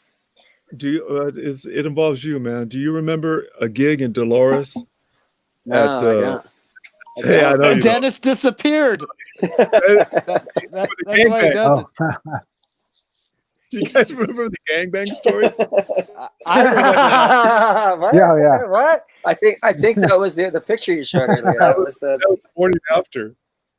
the I remember first thing. Dennis saying like, "I'm not done partying yet," and then we didn't see Right. him until the And next the day. whole You know, I was the made young up- guy. I was the young guy in the band at that time. We made up you the know, story that Dennis disappeared because he was looking out for the gangbang, which Which know, we're not saying was really Never happening. happened. It just No, sounded never really happened. funny. It never happened. it was a great story though. That's the took one morning for the after. team. I mean, that's the thing I think about our sense of humor at times, like, and that's what made us like us as a group pals, right? Like, we had all these inside jokes sometimes with things, man. With Dave was like the master of like inside joke stuff, man. There was things I would laugh at Dave that happened at Taco Cabana, that him and I going through the drive-through and the way the guy answered us back. Bro, we laughed about Biff. that. Yeah, with Biff. And something dumb, Biff. like nobody's gonna get that. Or like you and I, how it's like you jink it, you know, like you get it, you and your wife get that, you know, every once in a while, but the homies around you are like, oh, what the fuck? They don't get it. It's like that was like our kind of thing. We just were our weird sense of humors, you know, and because we were always around each other. It wasn't we socialized. It wasn't like we were recluses and stuff, but we were always around each other more, you know, than anybody else to chat. We drove everywhere together. So I saw Eric. I saw Erica Diaz ask a question saying like, besides what's your favorite personal Nosotros song? And I'm responding to Erica Diaz. My favorite one that we only performed during that first Nosotros, well, my first Nosotros album, the self-titled one that was released at the end of, I want to say 2003. There's La Romaria. That was a Wapango, and it was like really it was just interesting. The melody was interesting. I'd love for you guys to bring it back one day, or if you guys have another on the 30-year reunion, let's do it, you know. But that was my personal, because it was so unique, and so Felipe. The chord changes were weird and they're awesome. So, and I don't know where Felipe went. We lost Felipe. He actually kind of went trying out. To find a coconut for me. Well, that was definitely coconut. right up. That was up Felipe's alley right there, bro. But he, that was a Felipe tune. I think, like on the album too, we even when we tracked that at Rancho Digital, it was what? I think we dropped down, like we tuned down like a step and a half or something ridiculous for that song. It was fun though. I don't remember that, but that could be true. Did we down tune? It's totally drop tune. Wow. Yeah, that was one of those tunes was drop tuned big time. I remember having to do it and the guitars not settling in the studio because you know the temperament, you know, whatever. It took forever to settle. Which was always it was one of the few songs on the album. I think it was the only song on the album that we recorded live in one room together because everything else was tracked. Everybody was all circled. That song was live, yeah. And then how long did we actually live together? It was more acoustic driven. Well, I remember a bunch of you homies sleeping on my couch. Well, in 2003, Randy and Dennis moved into the house I'm still at. Hey, show them that. Can you show them that there? The basement. What's the basement look like there? You're in the basement right now, Justin? Yeah, bro. Yeah. You remember that, Chris? Yeah. The basement? The rehearsal room. I'm still here because the rent's cheap. That's Felipe. I decked it out with my metal stuff. There's my upright bass. There's the stairs, Chris. There's the stairs. Yeah. Oh, we took a picture there. That's that picture. That's the picture on the back of Lena Yalma back cover. That's right. The stairs. So let me try to. There's a little trivia for you. I want to try to get my ugly face out of it. I don't have like a reverse option on this, so. But yeah, I have my stuff set up here, but Randy was here till about 2007, I want to say, or Dennis. One of you guys moved out first. 7 and 8. I was the first to leave the nest. No, I think I was. I moved up to Santa Fe. Yeah, I think it was Oh, yeah, 2007. Dennis Rick Hampton came into your room. He's still here, but he's truck driving. God damn, who drank my Budweisers? But Oh yeah, there it look. is. There. There it is. Hey, Sean. Yeah. Yeah, that's weird. Oh, okay. My cigar in that picture. Yeah, Dang. keep that holding up still, Dennis. And I'm gonna. Where am I? Oh, there it is. Boom. I still have that jersey too. Hey, where's that couch? Fuck your couch. I don't know. That couch didn't make it. Yeah, I wonder where all that stuff went. I still have that blue jersey actually. So, I think Randy, you left in 08 the next year, right? Or was that right? Yeah, I bolted So- out About a year. Oh, Yeah, Randy Uh, Randy moved into the house that I was living in Santa Fe. before that, Dennis and David and Randy lived in another house on Hannett Drive, I think for a year or two. I think it was 2 years, like 2001 to 2002. You didn't live in So that? there's the You lived four in of that us. house? Yeah. Yeah, Dave was there, and Hey, and then it was the three of us in this one. Dave ended up living in this one too, in the den. Yeah, Is that Dave house made with it. Dave made his way in, man, for sure. Like again, That's right. But I mean, at the same time, he was a homie. You know, man, dude. Yeah, sucks that. we helped him when we helped each other when we needed to. You know? Yeah, there's a lot of stuff. I wish there was a lot of things that we could still have Dave around. You know, I don't think he. Absolutely. I know he had like some things that were definitely, you know, just health issues in general. But I wish we could have helped him. You know, I mean, we did try to help him, but I wish he was healthier. You know, and made a longer life because, you know, he was a lot of fun, man. Too. He did a lot of craziness, man. Too, and maybe it was meant to be this explosion just for us, you know, and his life was really fast and it really meant something in the short period of time. It really was, you know, I mean, here we are still talking about him, his son's commenting on our page, you know, and we're chatting with him and it just was a bright light. Boom, you know, it's cool. And sometimes that's good too. It's good enough, you know, but yeah, I do miss that dude like all the time, man. Sometimes like just, especially when sometimes I'll be thinking about something funny and I want to give him a call. You know, and say, hey, you know, and I tell that happens Allison all the time to this day, and it's like, fuck.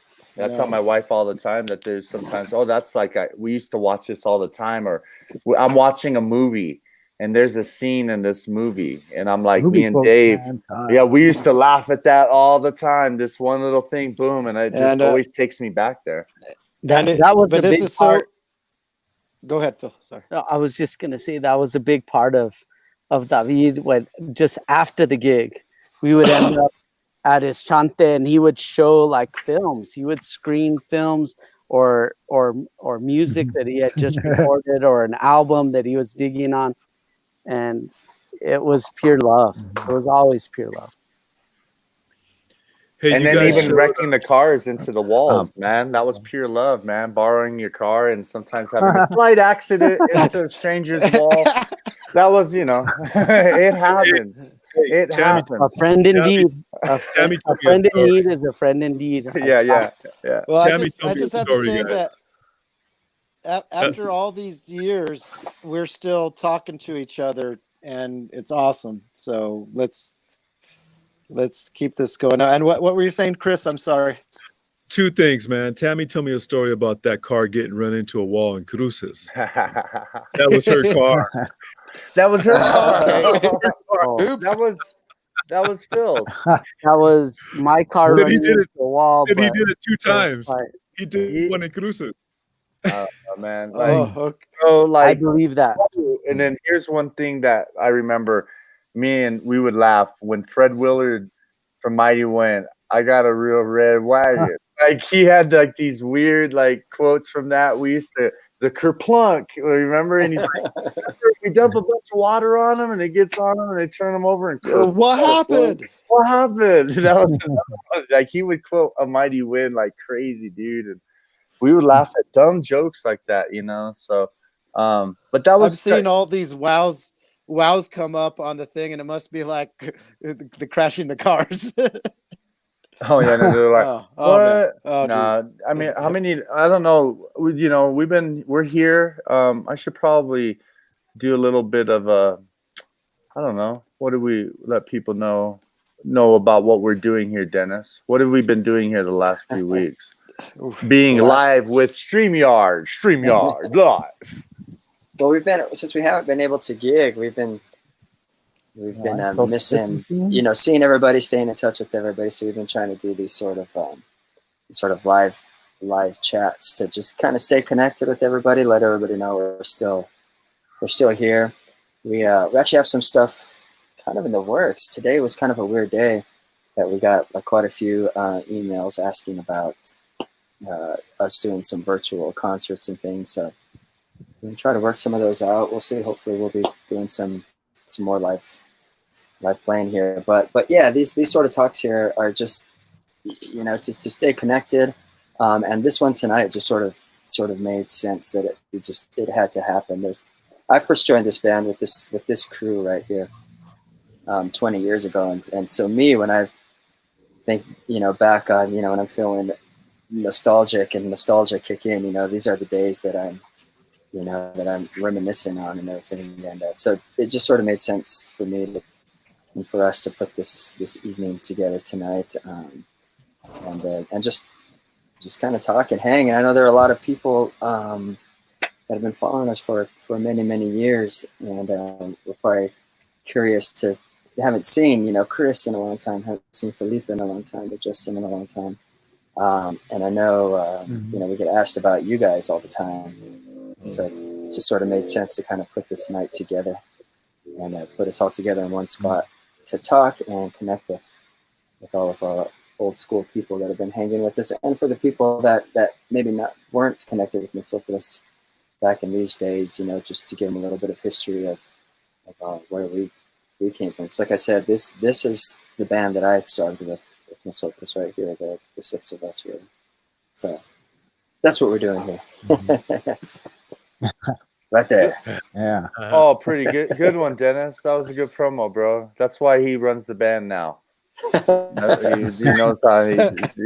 He sells it, man.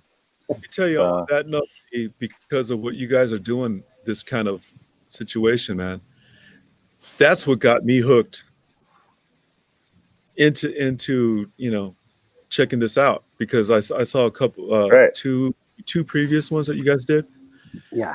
And I was like, man, this is really cool. So I was sitting back listening to the other band members talking, and I'm like, man, that's really cool. It just brought back a lot of memories, and I wanted to be a part of it. And I called up Randy, and we, like Randy said, we had like almost 2-hour conversation. And you guys reached out and wanted to do this. I was like, man, it's so right on. It's really cool. It's a really cool situation. It's great to see you, Chris. I mean, I wish I was at NAMM during that time when you and Dennis went out, but been having trouble making it out there. But once things get back to a somewhat normal situation, I'm definitely going to ask Lakeland, can you hook me up or something, and I really want to get down there, see you, and Ken Valdez. I think you guys have hung with him. Yeah. And there's just a lot of NAMM is just a fun hang, and I went there in 2012, 2013, I think I was there, and it was just a surreal experience to have Kerry King from Slayer walk by me, and then Stevie Wonder's with his entourage, and he's trying out harmonicas. And I was just like, what? I'm like, what the fuck? I'm like, what am I doing? This is weird. But I didn't even try to approach them, at all. Like I was just in awe. But more importantly is the hang afterwards, or those concerts afterwards, and then hooking up with your friends and stuff. Absolutely, definitely want to do that. Who said my hair looks amazing? Oh, and your dreams, Dennis or Andy. No, I saw it scroll across. Assholes. Some things never change, right? In my dreams, it's still the same. But anyway, I love. Hey, so I gotta tell a story. Manuel Ramirez texted me and asked if I could tell the story of one time coming back from a gig late night. And I remember we were pulling off I was driving with Justin. It was just me and Justin in his little pickup truck. And we had just gotten into Albuquerque, got off the Big I, and onto I-40, and we're heading east towards our home. Okay. And we're driving, we're jamming to Pink Floyd, and I think it was Comfortably Numb that came on. I think it was Wish You Were Here. I wish you were here. One of those very just Yeah. chill, relaxing Pink Floyd tunes, and we're just kind of quiet in the truck, and there's nobody on the freeway. You know, it's like a 6-lane freeway, and looking out, you know, out the front window, and all of a sudden the truck just starts going across all the lanes, and I look over at Justin. And Justin's hands on the wheel with his eyes closed. He's totally asleep at the wheel. And I'm like, what do I do? Do I wake him up? Do I just, you know, I don't want to startle him and him lose control of the truck. And so I just tap him on the shoulder and go, bro. And he opens his eyes and goes, ah! Ooh,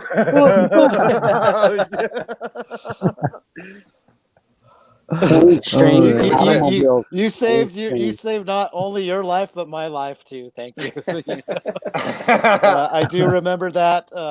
Yeah, I think we were up with the Ordinary Things in February in our studio, and I told that story to the kids, and it's just those funny shit. If I was alone, man, I mean I don't know if I would have died, but I would have wrecked my car, you know.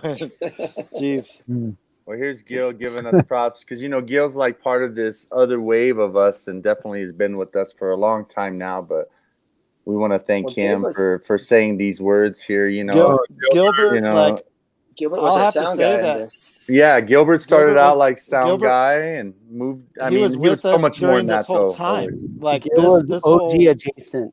OG adjacent. Yeah, this whole he fought with all of us. Well, I'd say like this whole Nosotros version here. Gilbert was there pretty much from day one as our sound man, so he knows all these stories. And, Mr. I would see him jam. See him jam bass. I'm like, fuck, I need to practice, you know. And so Gil was always an influence on my bass playing too. You know, even if I was an influence on him, he was definitely an influence on me as well. Right. And so to this day, Gil and I learn off each other. We've done a few singer-songwriter gigs, just like I went first, Gil went next, you know, and then we did one with Casey Mraz from Los Metamorphos. But no, Gil, I got to give big props to Gil, just as an inspiration, and like it's old school Gilly right there. What up, old school Gilly? That's what Gil came in to the bass. And then we lost Cena too. Cena Soul. She was in our band. You jam with Cena Soul also, Chris, right? Cena was in our lineup as well, man. You know, right? You guys should bring her on one of these. No, we're talking about doing a couple things, you know, and expanding out. One was to talk with Chris. One because he was a bro.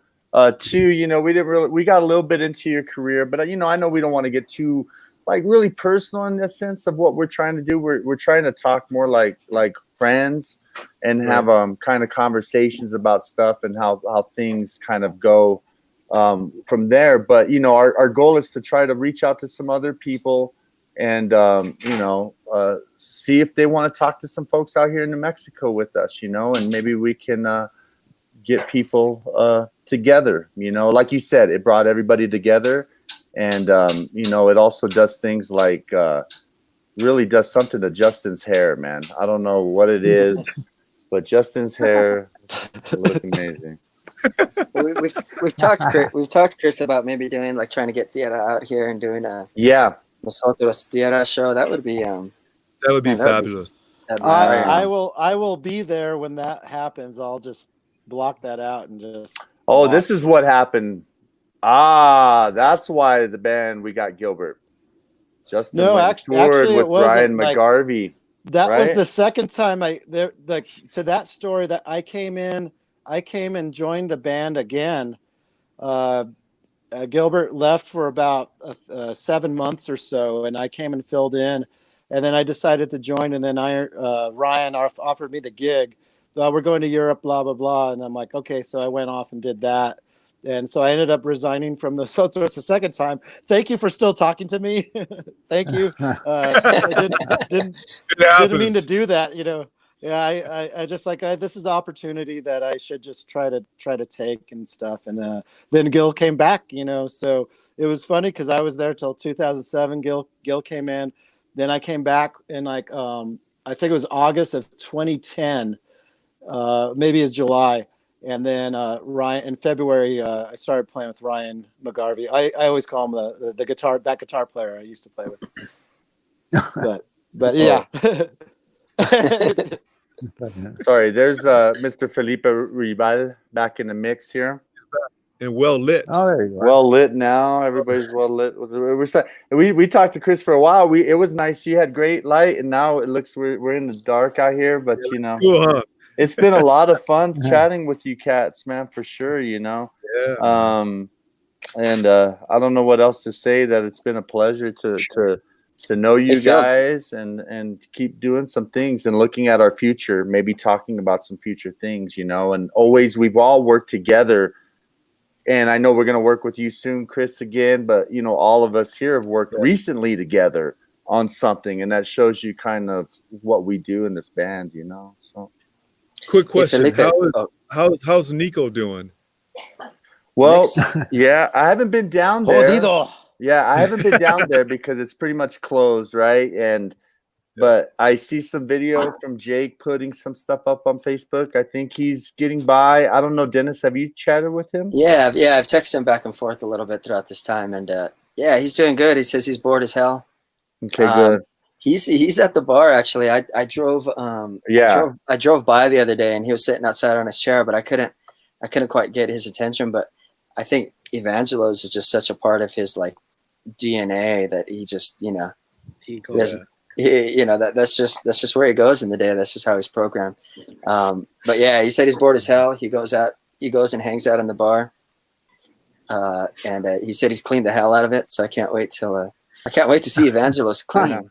I know. I hope the bathroom is upgraded, you know, like another second door. These are like pipes from the conquistadors, bro. Like they're old, man. Like, yeah, I know. They're like, you know, this is like some aquifer type deal, man. I always used to say like referring to the movie Trainspotting, they have the worst toilet in Scotland. And I always say that was the worst toilet in Santa Fe. Sorry, Nico. I don't want to do any negative press. Sorry. I don't know. You know what? I talked with his daughter, you know, Kiki. Yeah, I get all these Nico. I get all these like vibes. And she was saying that, you know, they get these really bad negative Yelp reviews, you know, obvious, right? You know, because Nick's kind of hardcore, right? And it's what's fun about Nick. He loves us, but he's just don't put up with shit. And no fucking bud. Yeah, no bud, man, no fucking bud. And they just don't have the Yelp reviews. And she was saying that that's actually really good if you're running like a dive bar. Like people kind of want that. They don't want like positive, upbeat reviews on a dive bar. You know what is this, Applebee's? You know, it's clean, like get the fuck out of here, right? Clean, fake shit, dude. That's a real bar. Fuck it's kind of a real bar in the middle of this historic town, you know. And I'm really glad to hear that Nick's doing well and hanging in there, and that, you know, we're gonna get around soon. It's gonna get there, and then we'll get back to rolling again, you know. So. I just remember the after. Gilbert's got breaking news. Nick moved the wicker bike for Shane. That's the new setup. That's breaking news, dude. I was just about to ask that. Like, did he move that? Are you being serious, or is no? That, I don't know. I just thought I'd come okay, I was gonna say, man. We keep hitting Chris. We keep hitting our head on this wicker thing, man. Yeah, this motorcycle, dude. It's so funny, man. Yeah. It's just a trip, man. But Chris, you're still smoking those cigars, I see. Yeah, buddy. Oh, yeah. Hell yeah. Puros.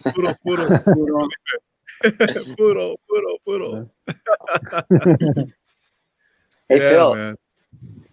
Maybe before we sign off here tonight, do you have another canción? Please. You know, I can swing something always, but... A ver. It's been. Never mind, bro. Never mind.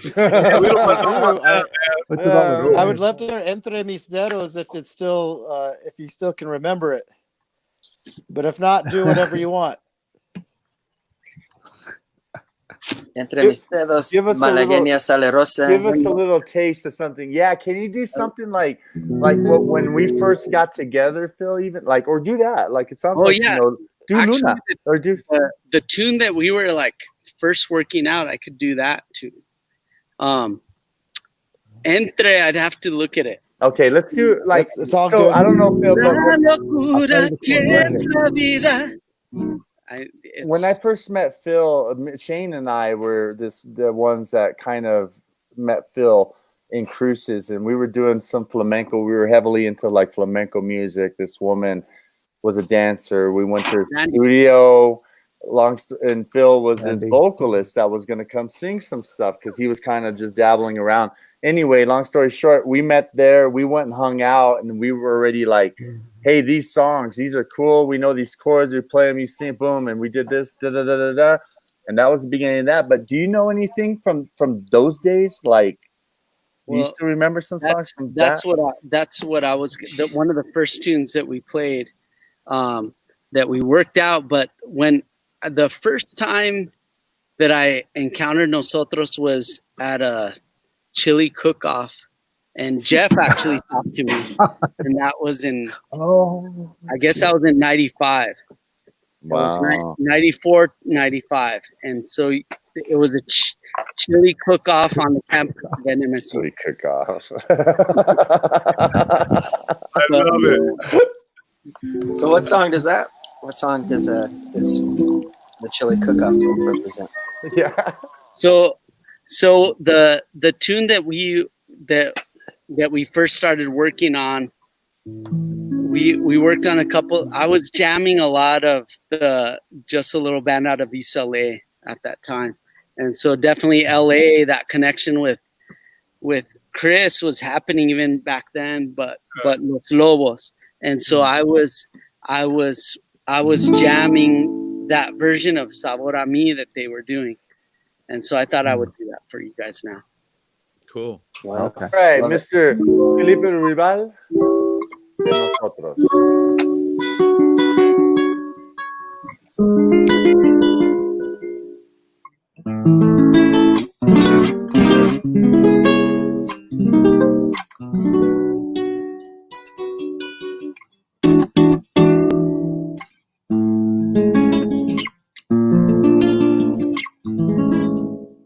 Tanto tiempo disfrutamos de este amor, nuestras almas se acercan, tanto así que yo guardo tu sabor, pero tú llevas también sabor a mí.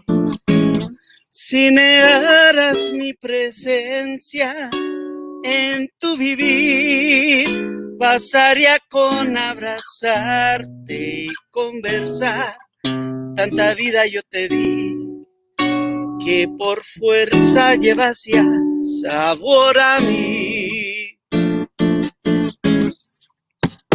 No pretendo ser tu dueño, no soy nada, yo no tengo vanidad de mi vida. Doy lo bueno, tan pobre que otra cosa puedo dar. Pasarán más de 1000 años, muchos más. Yo no sé si tengamos la eternidad, pero allá tal como aquí, en la boca llevará sabor a mí.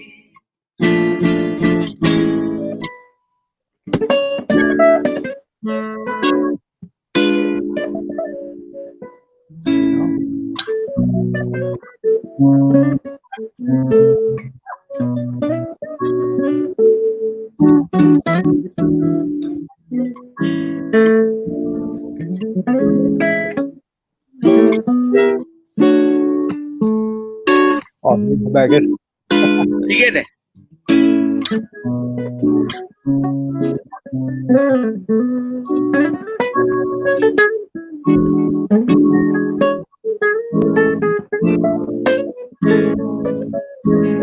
No pretendo ser tu dueño. No soy nada, yo no tengo vanidad de mi vida. Todo lo bueno, tan pobre que otra cosa puedo dar.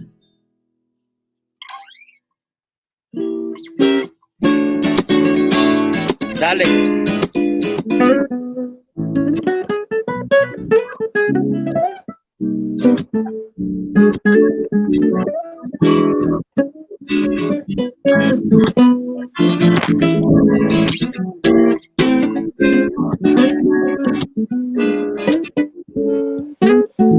Get it, Shane.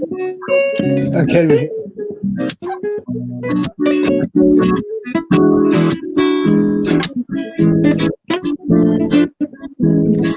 No pretendo ser tu dueño.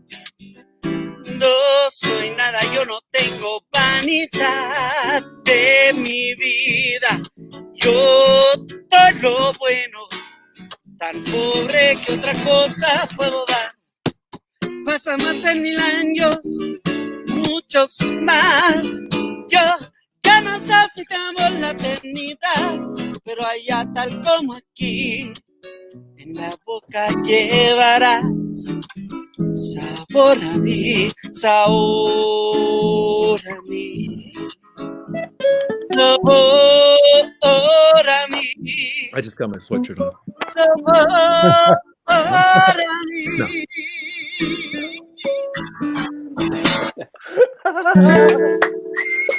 That was Back on. great. That's funny. You know what? That Yeah. worked out with the guitar solo. It was actually not bad. Oh, It yeah. worked. It worked. It all worked. I like all mixy it. I was hoping that Shane would chime in. I lost the changes at some point, but it was priority microphone thing. But it was cool. Well, Thanks, you, man. well, That was you just something to- play all them Vito Bratta licks you just learned. Yeah. Man, there has been nothing going on but wood shedding, man. But that was Tierra too. That was because that jam was always. I mean, you can't, like a Chicano can't get away from that. Right. That's part of their life. Right. Exactly. That version from Tierra. I always had that, and then it was colored by Los Lobos. Mm-hmm. And then we ended up doing a rumba on top of that and just having fun with it and doing what we could. Right, like that little. Didn't indie. Shane what you guys would, everybody knows that song, right? As a traditional bolero. And you guys would play it at the Desert Sun. This is before I was in the band. And you guys go into that Rumba field. He said, like, one old lady went, ah. Oh no, that was La Muga. La Muga. That was and what did we do? We did. La They Muga. were doing bolero. They were dancing. we were doing. They were dancing it at Desert Scum. Yeah, Desert Scum. Desert Scum. Loving it. And then we kicked it up to the double time. Later. You're like, Yeah. I love that story, man. Yeah, and So- then like I mean, Time's got to change. we might have to go back all the way to here and see if one day maybe we can get Chewy and Gene talking on some of this stuff. Would be really awesome. I would really Anyway, love that, Yeah, and we could go like old school stuff, and really get into that. It's right. I guess They should have been here for this one. That's right. That's kind of what we were doing. Okay, so I just want to throw this out there. I think when all this stuff is over, we should really try to get this group together again. I think there are so many great tunes that we used to do. Our repertoire has changed quite a bit. We do play some of the tunes still today from this lineup here, but it would just be a lot of fun to put this lineup together and rehearse some of these old school tunes, man, and find a nice venue and just do this hardcore reunion thing. And then it'd be a lot of fun. I mean, they could more for ourselves, but I think there would also be some people that might want to come check that out. It'd be a blast. But I put it out there that I'm to everybody and to you all, to you 6 or you 5 on the screen here, and to anybody listening. And we're gonna try to make that happen. And I just wanted to say, like, on the tunes, like we had a lot of driving tunes where Chris was shining like on stage and people would freak out. But for me, it was like those boleros is where he was on point, like making things happen. Like that little finesse, that little that it would hit, and everyone could hear it. It wasn't muddied. It was just right there. It's all the music, brother. The music brings it out, homie. You guys playing with everybody brings it out, man. Thanks. Sweet. Yeah. You know. Sometimes salty, but sweet. Well, Hey, chocolate salty. Hey, you know, I just want to say something before. I know we're probably gonna have to cut out here pretty soon, but you playing that song right now, Phil, just it was freaking beautiful, man. And I just want to say, you know, it was a few years, but the brief time that I was in New Mexico with you guys is or are cherished moments and memories for me. You know, I found a group of familia, and that happened really, really quickly. It was a beautiful band, beautiful cats, beautiful land. And, you know, I met my wife out there, you know, so the whole experience is so deeply embedded in my heart. And I just want to say I love each and every one of you guys. And thank you for bringing me into your familia.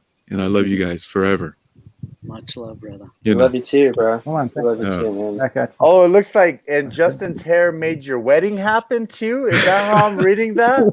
I guess is that how? I guess so. It is so powerful. Justin's hair made that happen too. So, damn, that's amazing. Wow. That's Thank deep, you. man. It was deep. Yeah, no, Justin's always had the lustrous hair, even back in the day. You know, like it It's was like Jon Snow. like Jon Snow. Who's Jon Snow? Yeah. Who's Jon Snow? It's longer than Jon Snow's. He's Jon Snow. Mendeque. Hey, but that was a lot of fun, guys. You know, thanks. Yeah, definitely familia always. You know, and Everybody else cut their hair.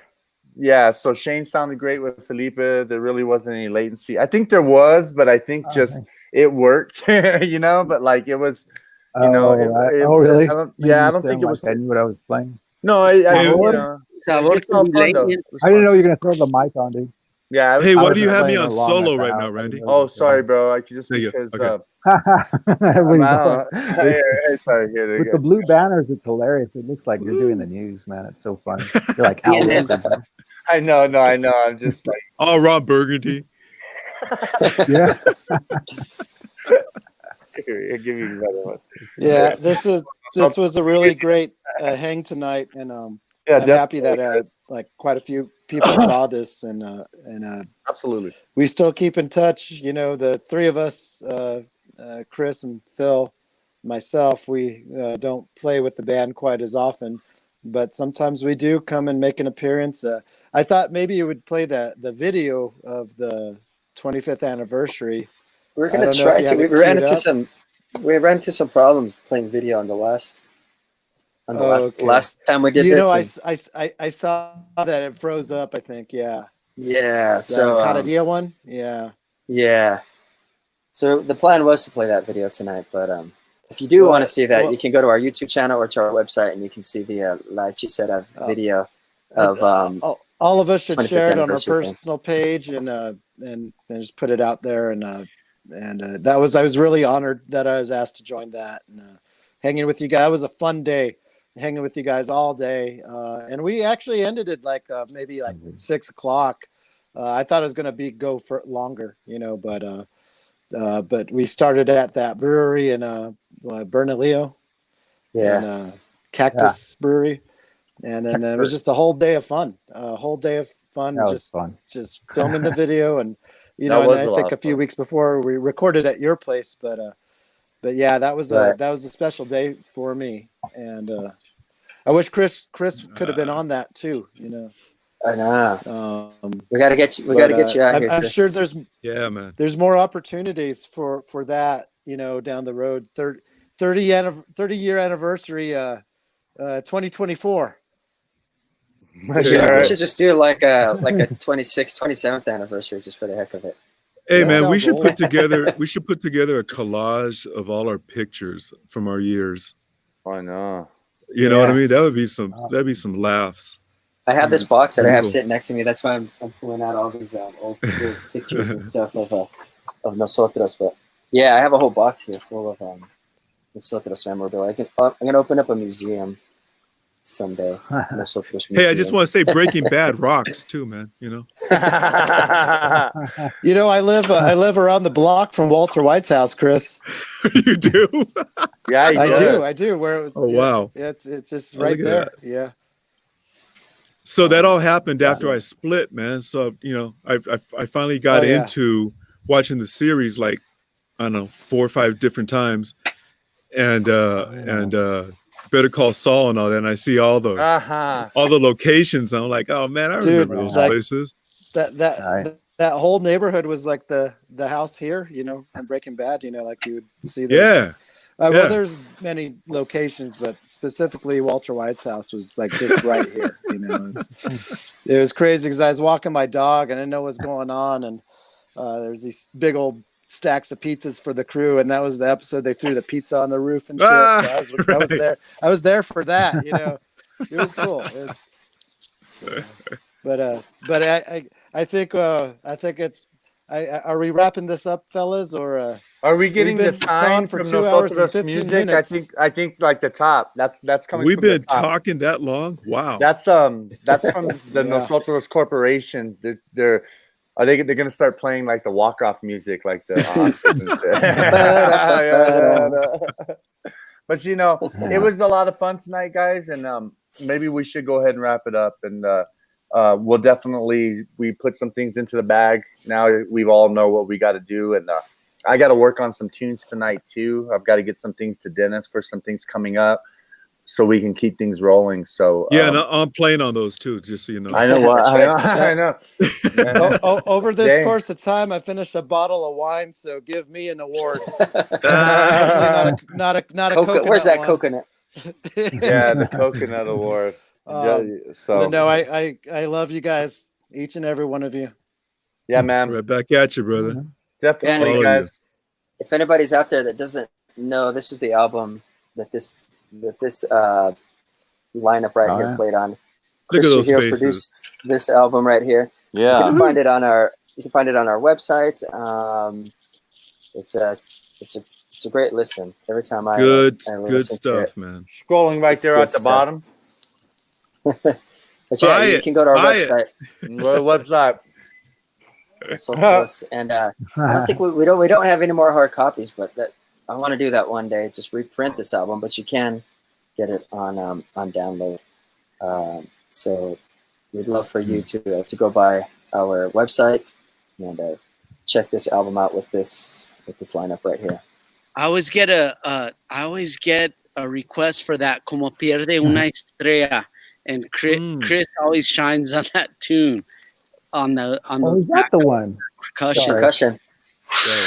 Oh, is that the tune? Hey, what song is that? That's on that one? Is that the tune that we did the drop tuning? Hey Phil, which song did we drop tune on that album to play? Was it La Romeria or was it that one?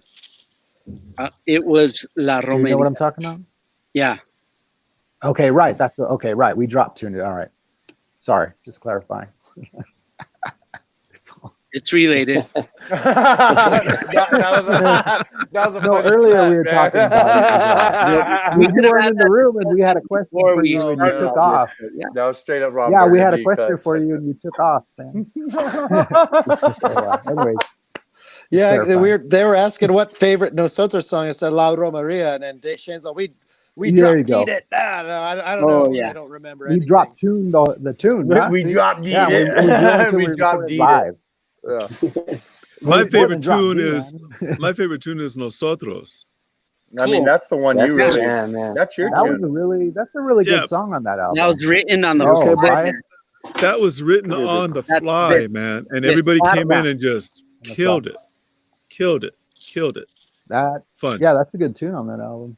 It's fun. That's fun. Load. Yeah. Puro. It's all biased. Well, guys, I gotta get some food in me too. Cool. Dennis has a shirt. We have shirts available. Yeah. But we're gonna There's a call lot it of stuff in this box here of memorabilia. Just got a box. Oh yeah. All right, guys. Is there anything else you guys want to say? Really- I had a great time. Thank you guys so much. Thank you. Shout Thanks out, for everybody go, chiming in. check out nosotros.com, nosotrosmusic.com. Right. And never will. forget, man. Like this is what did it for us tonight, bro. I feel that's how Tammy and Chris met. Was your amazing hair. Man. And we want to thank you. And we want to thank you guys all so much for joining us tonight. I want to jam with this lineup in the future at some point. We have to. But We have We will. Chris, I'll never forgive you for calling us all Amish out here. Throw over here like Dennis.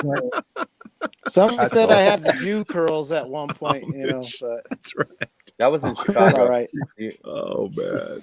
So hey, anyway, guys, we're gonna end this broadcast. Thank you guys so much. Facebook, YouTube, nosotrosmusic.net, Instagram, Twitter, everywhere. Check it out. Support bands, support music, live local music, all kinds of music, big music, the little guys. You see that guy jamming, support it, man. We need this music and Buy the music. Yeah, buy the music. Buy the album. music. Everybody's got Buy it. Sites. all of us have music available, so buy from all of us. Thank you so much. We appreciate it. Órale. Buenas Hasta. noches. All right. And Take it we easy, are man. out. Love you guys. Yeah, Peace, you nosotros. guys, man. Love you guys. We have an Let me after see. party. Okay.